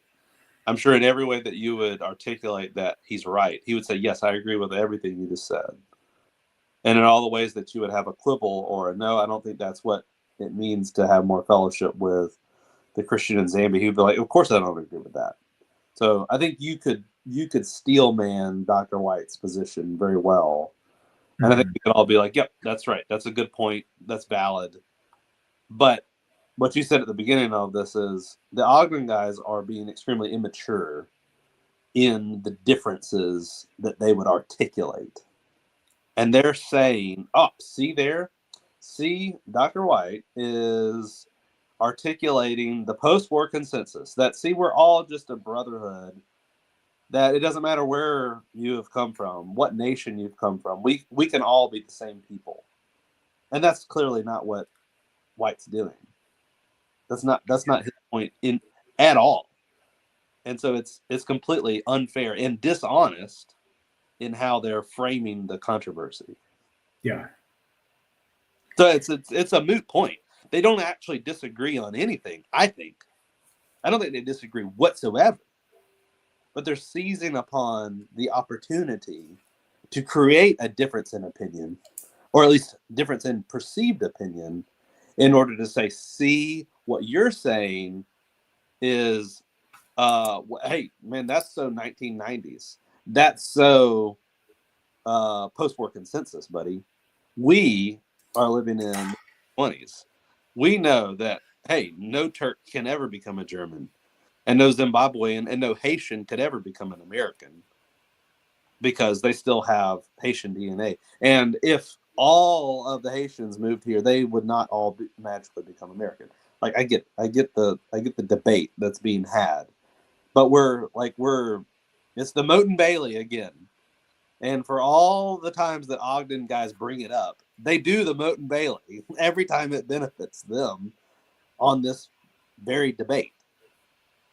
White is saying you have a real ontological shared fellowship, something real between you and a invisible church regenerated Zambian fellow. There's something real there.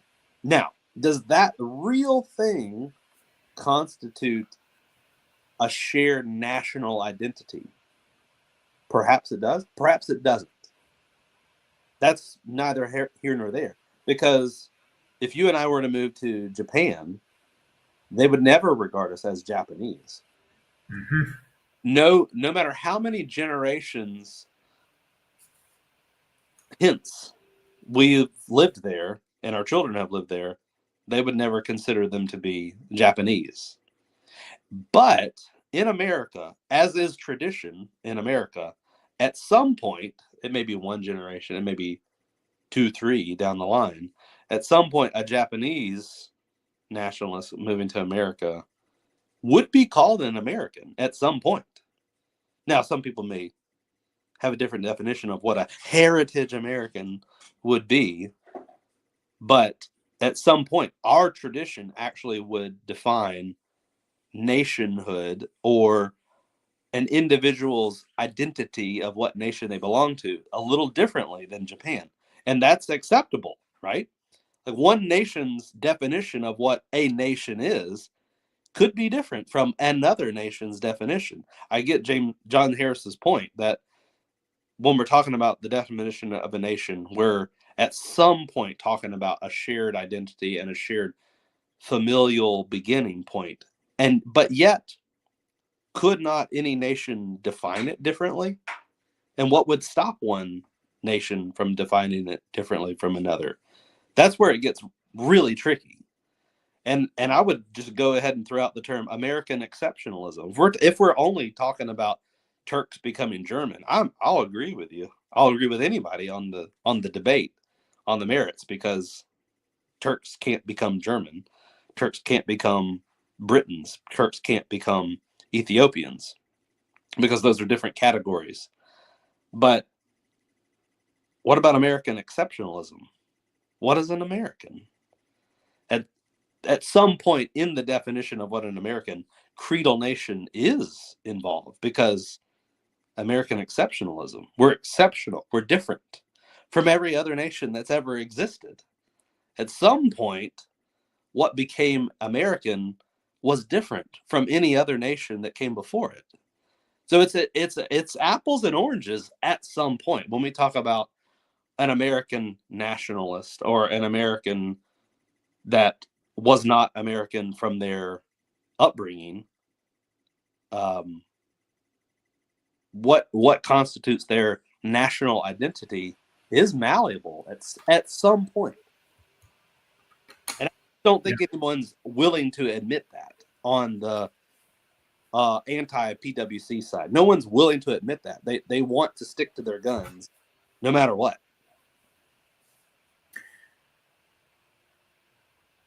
I'll kind of boomerang it around, though, and steelman their position and actually say what the smarter among them, and this would maybe be like Wolf or Engel, is the definition of American you gave is in fact a product of the post-war consensus, that prior to the 60s, America was an Anglo-Protestant country.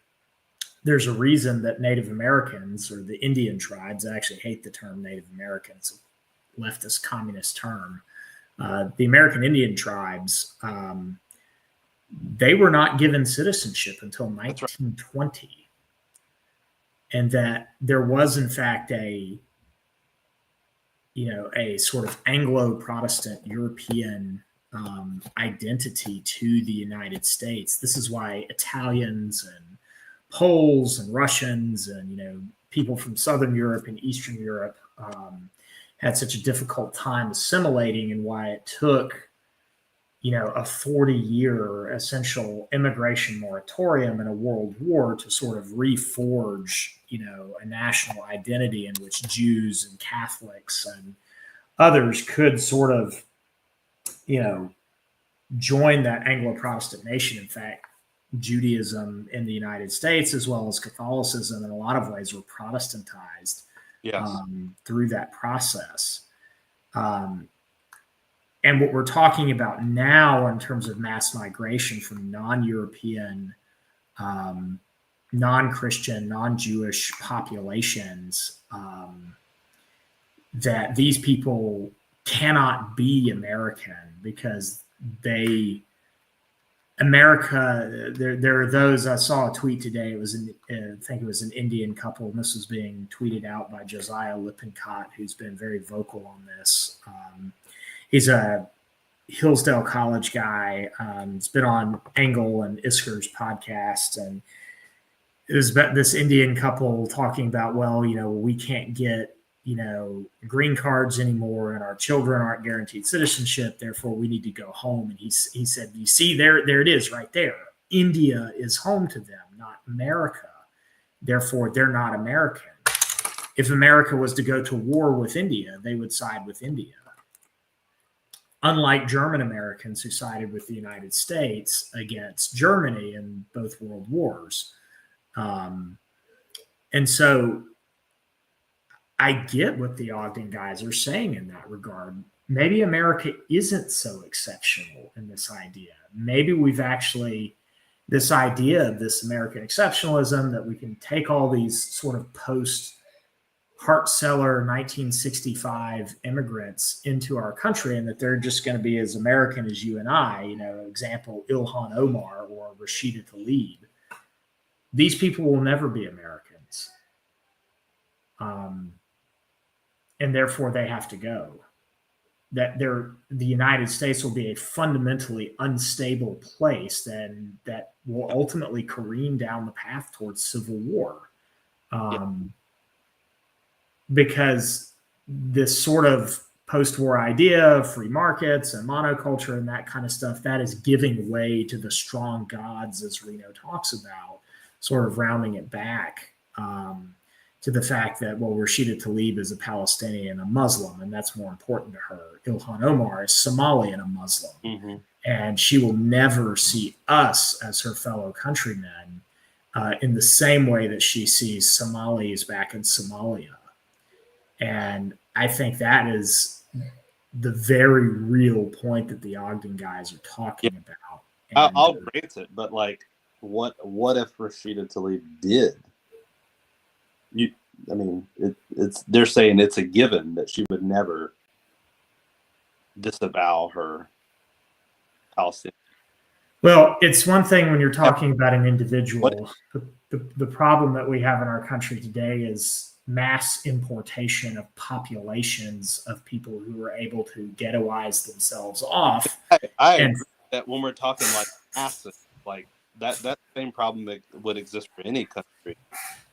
But we can't jump between isolated instances, Rashida Tlaib and Ilhan Omar, and a massive group that's ghettoized themselves in some state or another.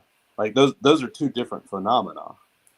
Ilhan Omar is not American. She doesn't love America. She doesn't want American ideals. She doesn't want and the way in which she obtained American citizenship is rather questionable. Yes. Legally. But they would have to take the point that if Ilhan Omar was rah American as they were, then that sort of is the exception that proves the rule, at least, that, oh yes, someone could adopt American ideals, adopt the same ideology, the creed, perhaps, and promote what America ought to be about, as any other generation of American prior to, I'll grant, and prior to mass migration in the 1920s. At some point, what we thought of as an American materialized. Like at some point, we had been a nation over 100 years before mass immigration began in the 1920s. And I would say the 1880s. Oh, 1880. I mean, yes, the 1870s and 1880s. Yeah, different waves of immigration, granted, and those guys probably wouldn't have any problem with all the white people that came over in the 1880s, unless they were Protestant. Then it would have been okay.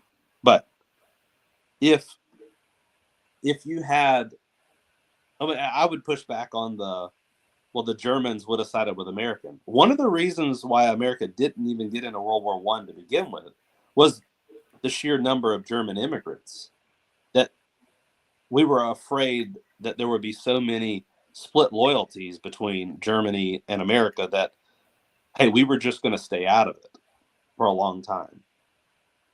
And one of the things that actually forced America's hand was England was in the war, and they were buying debt from us. Mm-hmm. So who was going to pay off the debt if England lost? No one. So we had to enter the war at some level to ensure our debtors were going to be able to pay us at some point. So we just went ahead and ponied up to help their cause. But that's a different point entirely. Yeah. But I do think that these are the kind of discussions that that need to start being had on a serious level. I won't even talk about the JQ or the Nazi, or that kind of stuff. But I guess kind of where I want to leave off.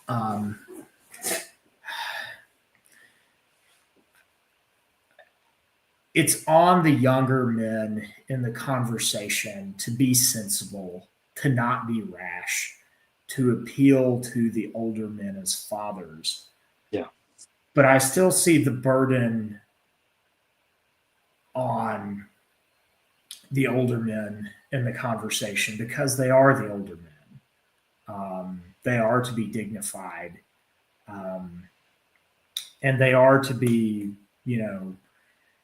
understanding of the fact that, hey, I may not know what all of my blind spots are, but, and I'll give you an example. When Dr. White talks about meeting his wife in a high school Sunday school class and then getting married at 18 and being able to support a family, and all that kind of stuff, does he have a point that the younger guys need to mature? Yes, he does. But he also needs to recognize the country's changed. Mm-hmm. How many young men are meeting their future wives in a Sunday school? Yeah.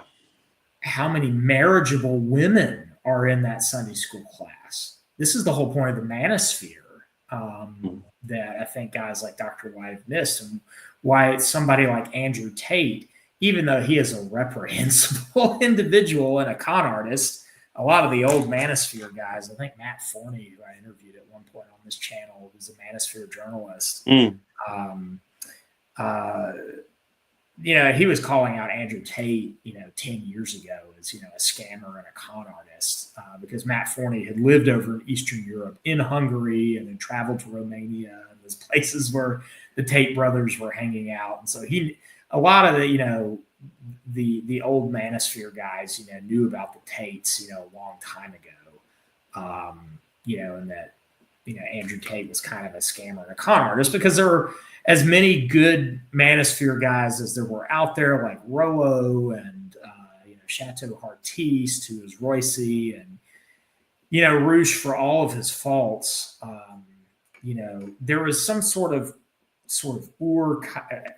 aspect to masculinity that had been lost in the culture, that those guys were hitting on, even if you had homosexuals like Jack Donovan, or, whoremongers like Roosh in his old days, or, absolute, vile con artists like Andrew Tate, that they were still hitting on some fundamental aspect of, masculinity, image of God stuff that just wasn't being shown by either their weak, effeminate evangelical pastors or their scolding boomer, pastors who it's like, look, buddy, I was able to get a job and get married at 18 and afford a mortgage. It's like the country's changed. The amount of money that somebody has to have relative to their income to afford a house now is 6 times what it was in the 1980s. Even after adjustment for inflation, the American dream that the boomer generation grew up with is becoming much, much harder to achieve. Mm-hmm. I just don't think that the older generation. Now, I think Doug senses this a lot because he's dealing with lots of young people. Yeah. But I think a guy, with New St. Andrews College, I think he sees it in a way that I don't think Dr. White sees. That's right. Yeah. Because he's not in that world. He's not dealing with young people in college and in high school on a daily basis, who are dealing with the very difficult economic and social reality that this generation has to live with. Yeah, that's spot on. I mean, it is at some point an unfamiliarity with those that you're trying to argue with. You can call it empathy, but just being familiar with what the struggle is with someone that you're about to debate on. You can debate the merits of, hey, you just need to work harder. Work harder, and you too can do what I did. But if you don't actually understand what they're struggling with, then you will have no patience. You will have no time to listen to what the argument is, and that does seem to be what James White's doing half the time. He doesn't even give an opportunity for the argument to register. Yeah, there's a complete ignorance of the numbers and the reality that's facing young men today, even just in the economic dimension that older people they can't even fathom. I heard a rather racist joke that I don't know how I should frame this, but it was also poking at the boomers as well. And they said, what per capita is to a certain American demographic is inflation is to the boomers. That just as a certain demographic doesn't understand what per capita is when it comes to things like violent crime statistics, neither do the boomers understand when it comes to issues related to inflation and cost of living.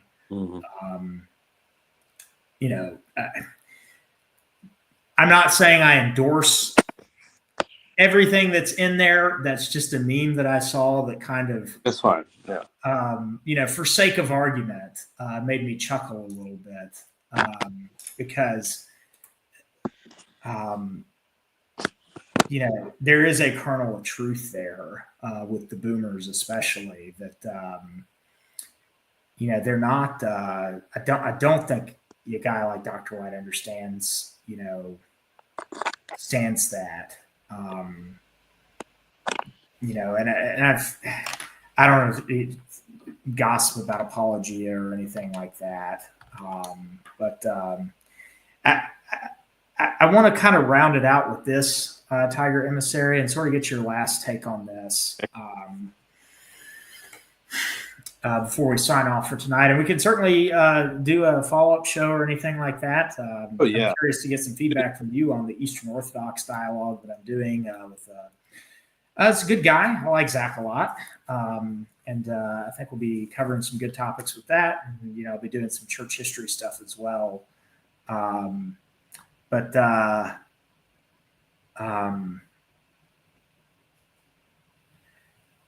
My friend who lives in a very remote part of the Midwest, whom you have encountered on X, he was the guy that was protesting at Southeastern when we were living in North Carolina, putting the signs out on the lawn. And I think Protestia actually covered that. He'll listen to this podcast eventually. So I'm interested to see his thoughts in the comments. But he said he had a tweet recently. Let me pull it up. Dead air. You can talk while I look this up. Jerub Debits the third. Yes, Jerub SCBTS the third. He has lots of very interesting. Oh, here's the tweet that he had, and maybe I'll share it. Present, share screen. Screen 2. Allow. Maybe move off of that. There we go.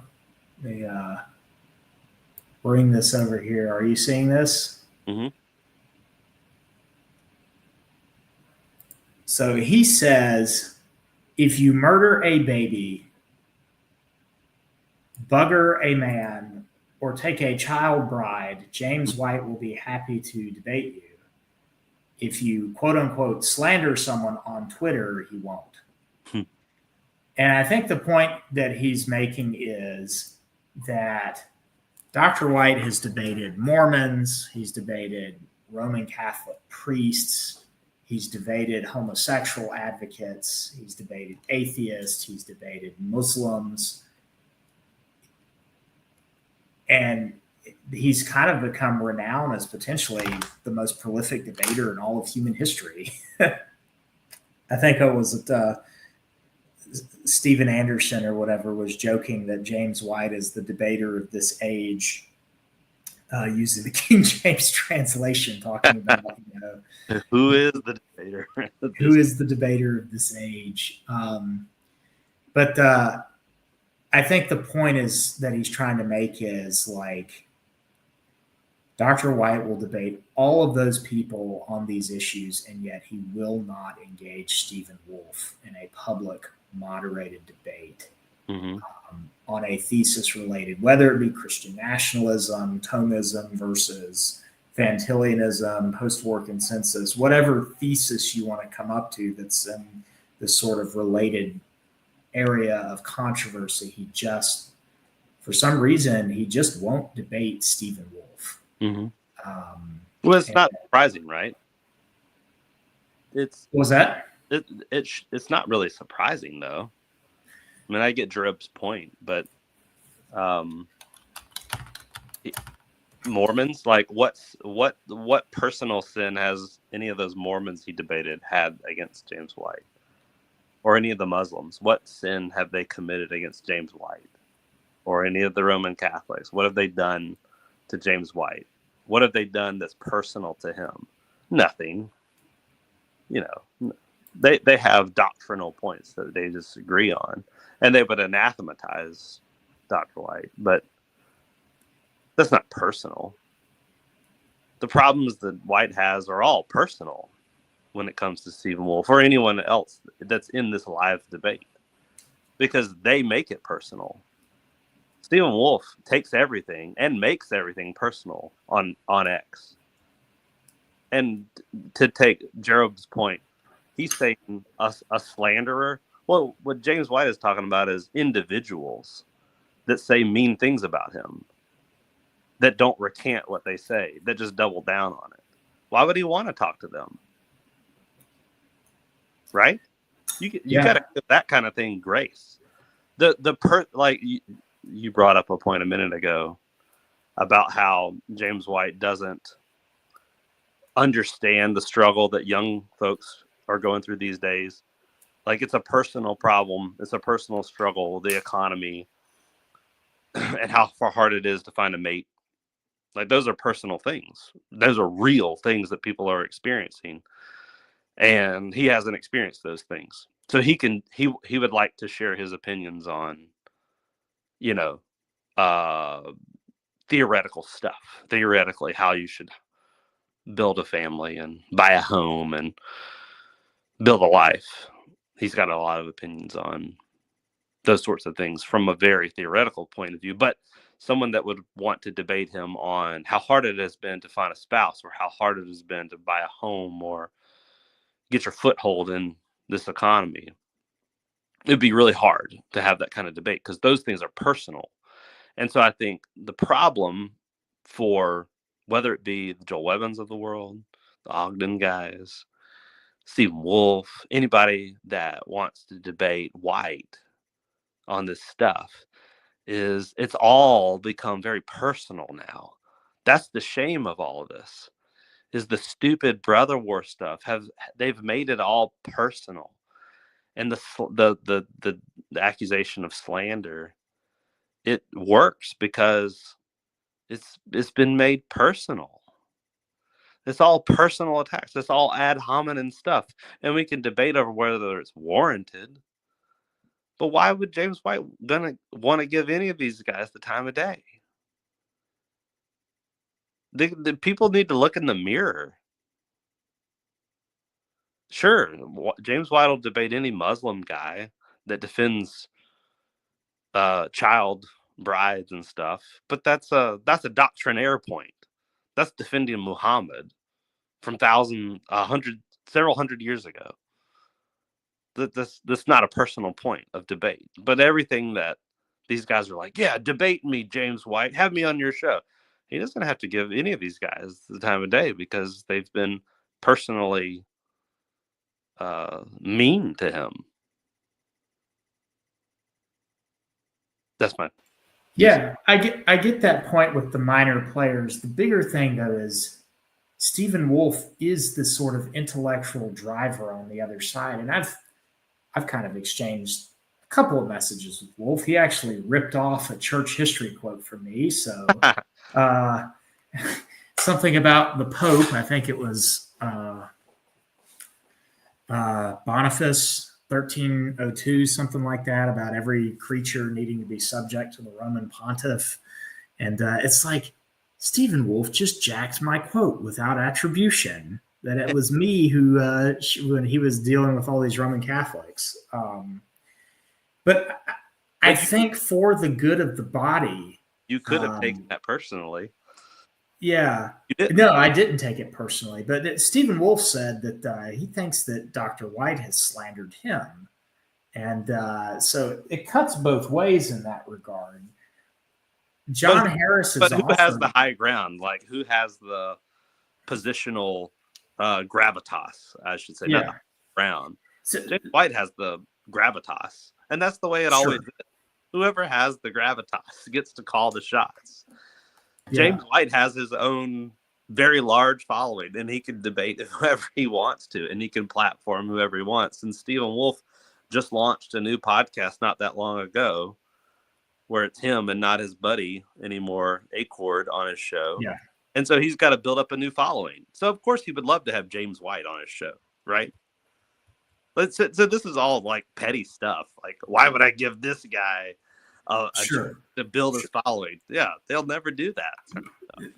But the deeper point that I'm making is that if Wolf is the intellectual driver of the other side,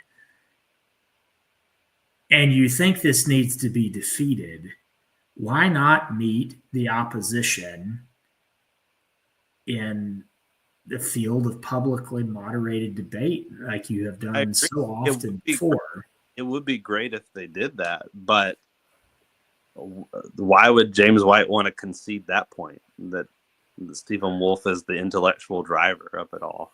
Why would he even want to make that a plausible thing?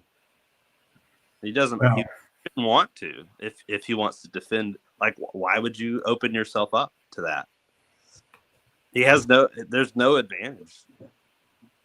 I agree. And where I do think Wolf actually has the historical ground here, I think when it comes to classical Protestant political theory, I think Stephen Wolf is actually right. And what Dr. White would have to argue is that the reformers were men of their time. And while they had certain things that we should look to, that we have to see that, no, they were wrong on this particular point.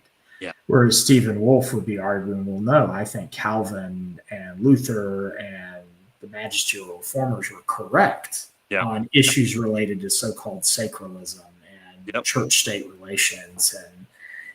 And I'm just saying, I think it would be edifying to the body if done in a properly orderly manner. I think it most certainly would be beneficial if those ideas were exchanged. But the sad thing of it is they've already got bad blood. And that's not how these things sort of go. Doug Wilson has made the point. Did you ever listen to the Room for Nuance podcast? I heard that. Who was the guy that did that? Sean. Sean DeMars. I know that. I remember I heard about that A.D. Robles, was really not a fan. There's another name in this whole debate, but he was really critical of Sean DeMars for a long time. Yeah. But they brought out an interesting point that at least Rigney, I think, brought out the point that the Westminster folks, the TGC folks, have pilloried Doug Wilson, and he's a pariah. So they can never give him an opportunity to debate them. They would never give him the platform, the oxygen in the room to make his appeal, because they're already entrenched. There's already decades-long controversy that they would have to somehow backpedal on in order to have him on their show or on their platform again. They would have to concede so many things that is difficult to do, because it's just the human element, the human sinful heart element that, we've been personally invested in this, and we've been personally attacked, or we've personally attacked him, so we can't do this. I think that's we've already crossed that bridge when it comes to James White and Wolf. They did that themselves. It's unfortunate, but if they embodied First Timothy, then you could have the debate. But they can't. They won't do it. Yeah. So where do you see this going from here? Someone else will have to take up the mantle. Someone else will have to take up Stephen Wolf's position and not be such a Stephen Wolf about it. And someone else will have to take James White's mantle and not be so James White about it. That's the only way that would work. I think that the cultural momentum is behind. Well, I'll put it to you this way. There's two ways I could see it going. I think the cultural momentum, especially with the Trump presidency and the way things are going, is actually more behind the Ogden guys, not maybe them themselves, but the so-called Christian nationalist position. I think that's where the political wins are and the cultural wins are now. That being said, political and cultural winds change. They change quick. They can change very quick. There's an old friend of mine. Hello, Craig. Good to see you, brother. You'll have to listen all the way from the beginning. I definitely want to hear your thoughts on it. And maybe I had completely forgotten to tell Craig about the stream. He's a good brother. But about the winds of change, that I feel like you make a point that kind of ties to the tweet that I had sent to you. The person who quote tweeted, or at least screenshot quote tweet combo, the Eric Kahn tweet. I can't even pronounce the guy who did it. Hilaire Nerius. Oh yeah, something like that. The amount that Eric tells on himself and the crew is astounding. Not that not just that the relevance drives them, but that they mimicked Wilson because he was relevant. And I think this is the thing. Like, they're saying, hey, Doug Wilson and the Moscow crew gained prominence because the winds of change during COVID were in their favor. And unspoken here is the winds of changes are in the favor of Ogden and Stephen Wolf. And what you just said is that the winds of change can change again. And that's Hilaire Nerius's point. Well, who's going to be relevant next? White Boy Summer? Nah, maybe not. Bass Bros? Maybe not. Who's the next stop? What's happening next? We don't know. Maybe you got another 3 months, guys. Maybe your winning only lasts another couple weeks. Yeah. Who knows? It's so silly to be talking this way right now, though, because you don't know. Yeah.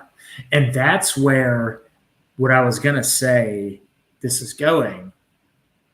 What Wilson is doing in Moscow is something that I could see having long-term impact, because it's not just a flash in the pan. It's not just an online movement, but people actually moving to a town, actually joining a church or a group of churches, building families, creating businesses, creating a university in a local town,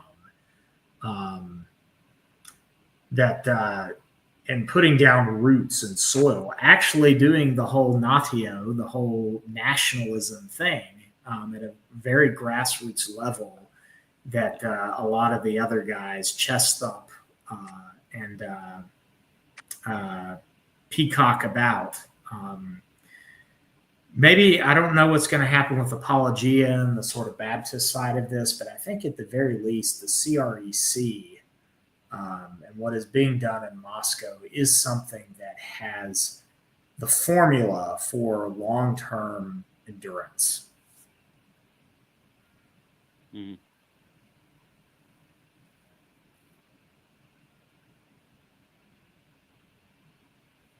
Yeah, I agree. That's what I'm hopeful to see, is what will be the enduring impact of all this. You know, the Christian nationalism stuff may be overall a flash in the pan, and there may be another term given to it within a decade. I mean, we weren't talking about this 10 years ago, but there may be an impact that outlasts the title we gave it. there may be an actual revival to the point that Wilson and White and those guys have made, and that revival may be coming. You know, if the Ohio State football team is any evidence to the fact that and not just them, revival might be coming. The Protestants did win when it mattered most on the football field. Even though many of the Notre Dame players are probably not Catholic themselves. Hey, they fought under the wrong banner. They fought under the wrong cause. Yeah. No, I think that is something, just seeing the revival that you are seeing. And it's not just Ohio State. It seems like it started there, but it spread. You know, I saw a guy who looked like he was of Muslim background on the Boise State football team praising Jesus Christ and talking about him being the Son of God and the only Savior, as an Egyptian American football player. I forget his name. But it seems like this is something that is, of all places, you know, college football. You know, I follow Travion Henderson now on X, and listen to his story on the Walt podcast, and it's. I hope that there's good discipleship for them.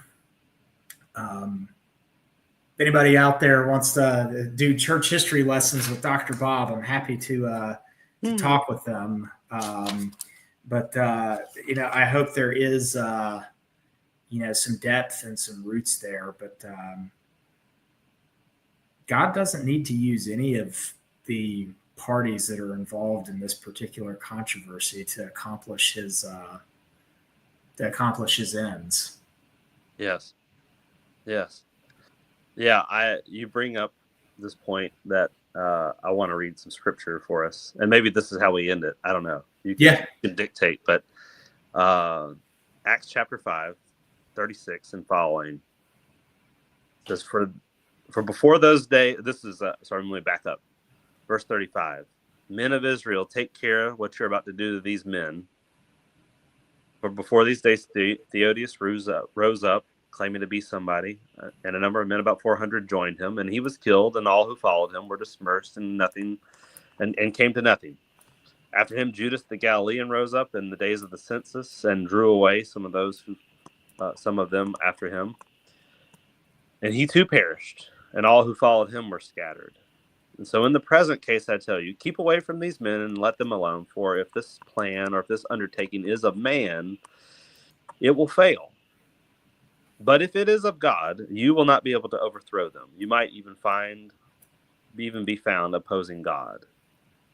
And I think that is, I guess, the point that I would like to make is we don't know whether the push for Christian nationalism from Ogden or Moscow, from a PWC standpoint or an anti-PWC standpoint, is from of man or of God. We don't really know. But what will last is going to be what's from God.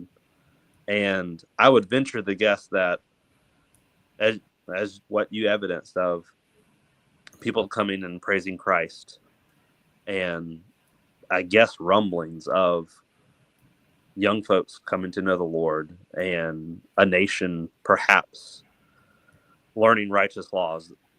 Those are things that could have a long impact. But the things that will have eternal impact, we don't know yet. But we don't want to be in the way of opposing what God is doing. And I think we just need to walk with a lot more trepidation and a lot more humility with where we're at. We don't want to be opposing God. Yeah. No, I agree. I think that's probably a good way to end it. Just life updates and, you know, stuff you're doing with church. Do you have any things that are going on in your local fellowship right now that you're excited about, or things that you've been reading that do you think the audience might benefit from? I think, well, where I'm at with our church, we're trying to be faithful. We lead a small group at our house, and we've got a good community here. I think that there's been a lot of folks that are just being faithful, putting down roots here in Columbia, in our church. I think that's been the biggest change over the course of the few years that we've been members here, is that we've moved from a majority transient millennial core of members to folks that now have 2, 3, 4 kids, married, stable jobs. And we want to be a faithful church. We want to be a faithful group following Jesus and be his church here. And I think that's becoming more of the momentum that we're getting. So it's been good to see maturity and growth, not growth in numbers, but growth in wisdom where we're at. And I want to be a part of it. So we've continued to be small group leaders. We want to be a part of discipling folks in our life, other families in our life. So I think our church is growing in that way. It's been a lot of growing pains, a lot of 2 steps forward, 1 step back. But I feel like at the end of the day, I'm encouraged by it. Yeah. Yeah. That's really good. As you know, we moved last year. I finally finished my training and I got out of academia. We dearly missed where we were at before. We had a great fellowship there and, just really comfortable in what we were doing in life. But, ended up moving states and we're in a totally different church situation. It's actually a larger church than where we were at. Our pastor is actually a friend of both Jeff Durbin and Dr. White.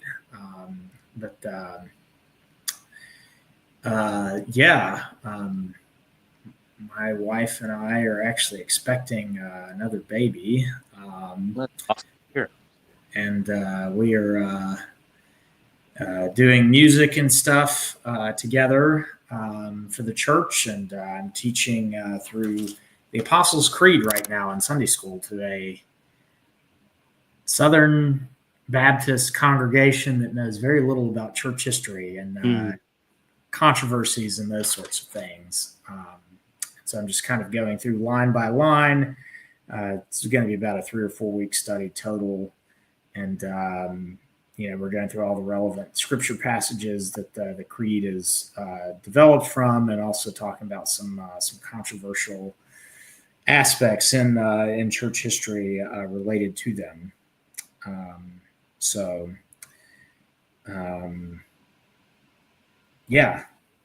That's kind of what we've been up to. So,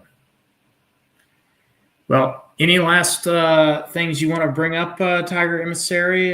Maybe future ideas for future shows before we sign off for tonight? No, this has been good. I feel like we picked up a lot of the threads that we laid down last time, a little bit of the 2 kingdoms, 2 age stuff. I feel like all this is so pertinent. Who knows?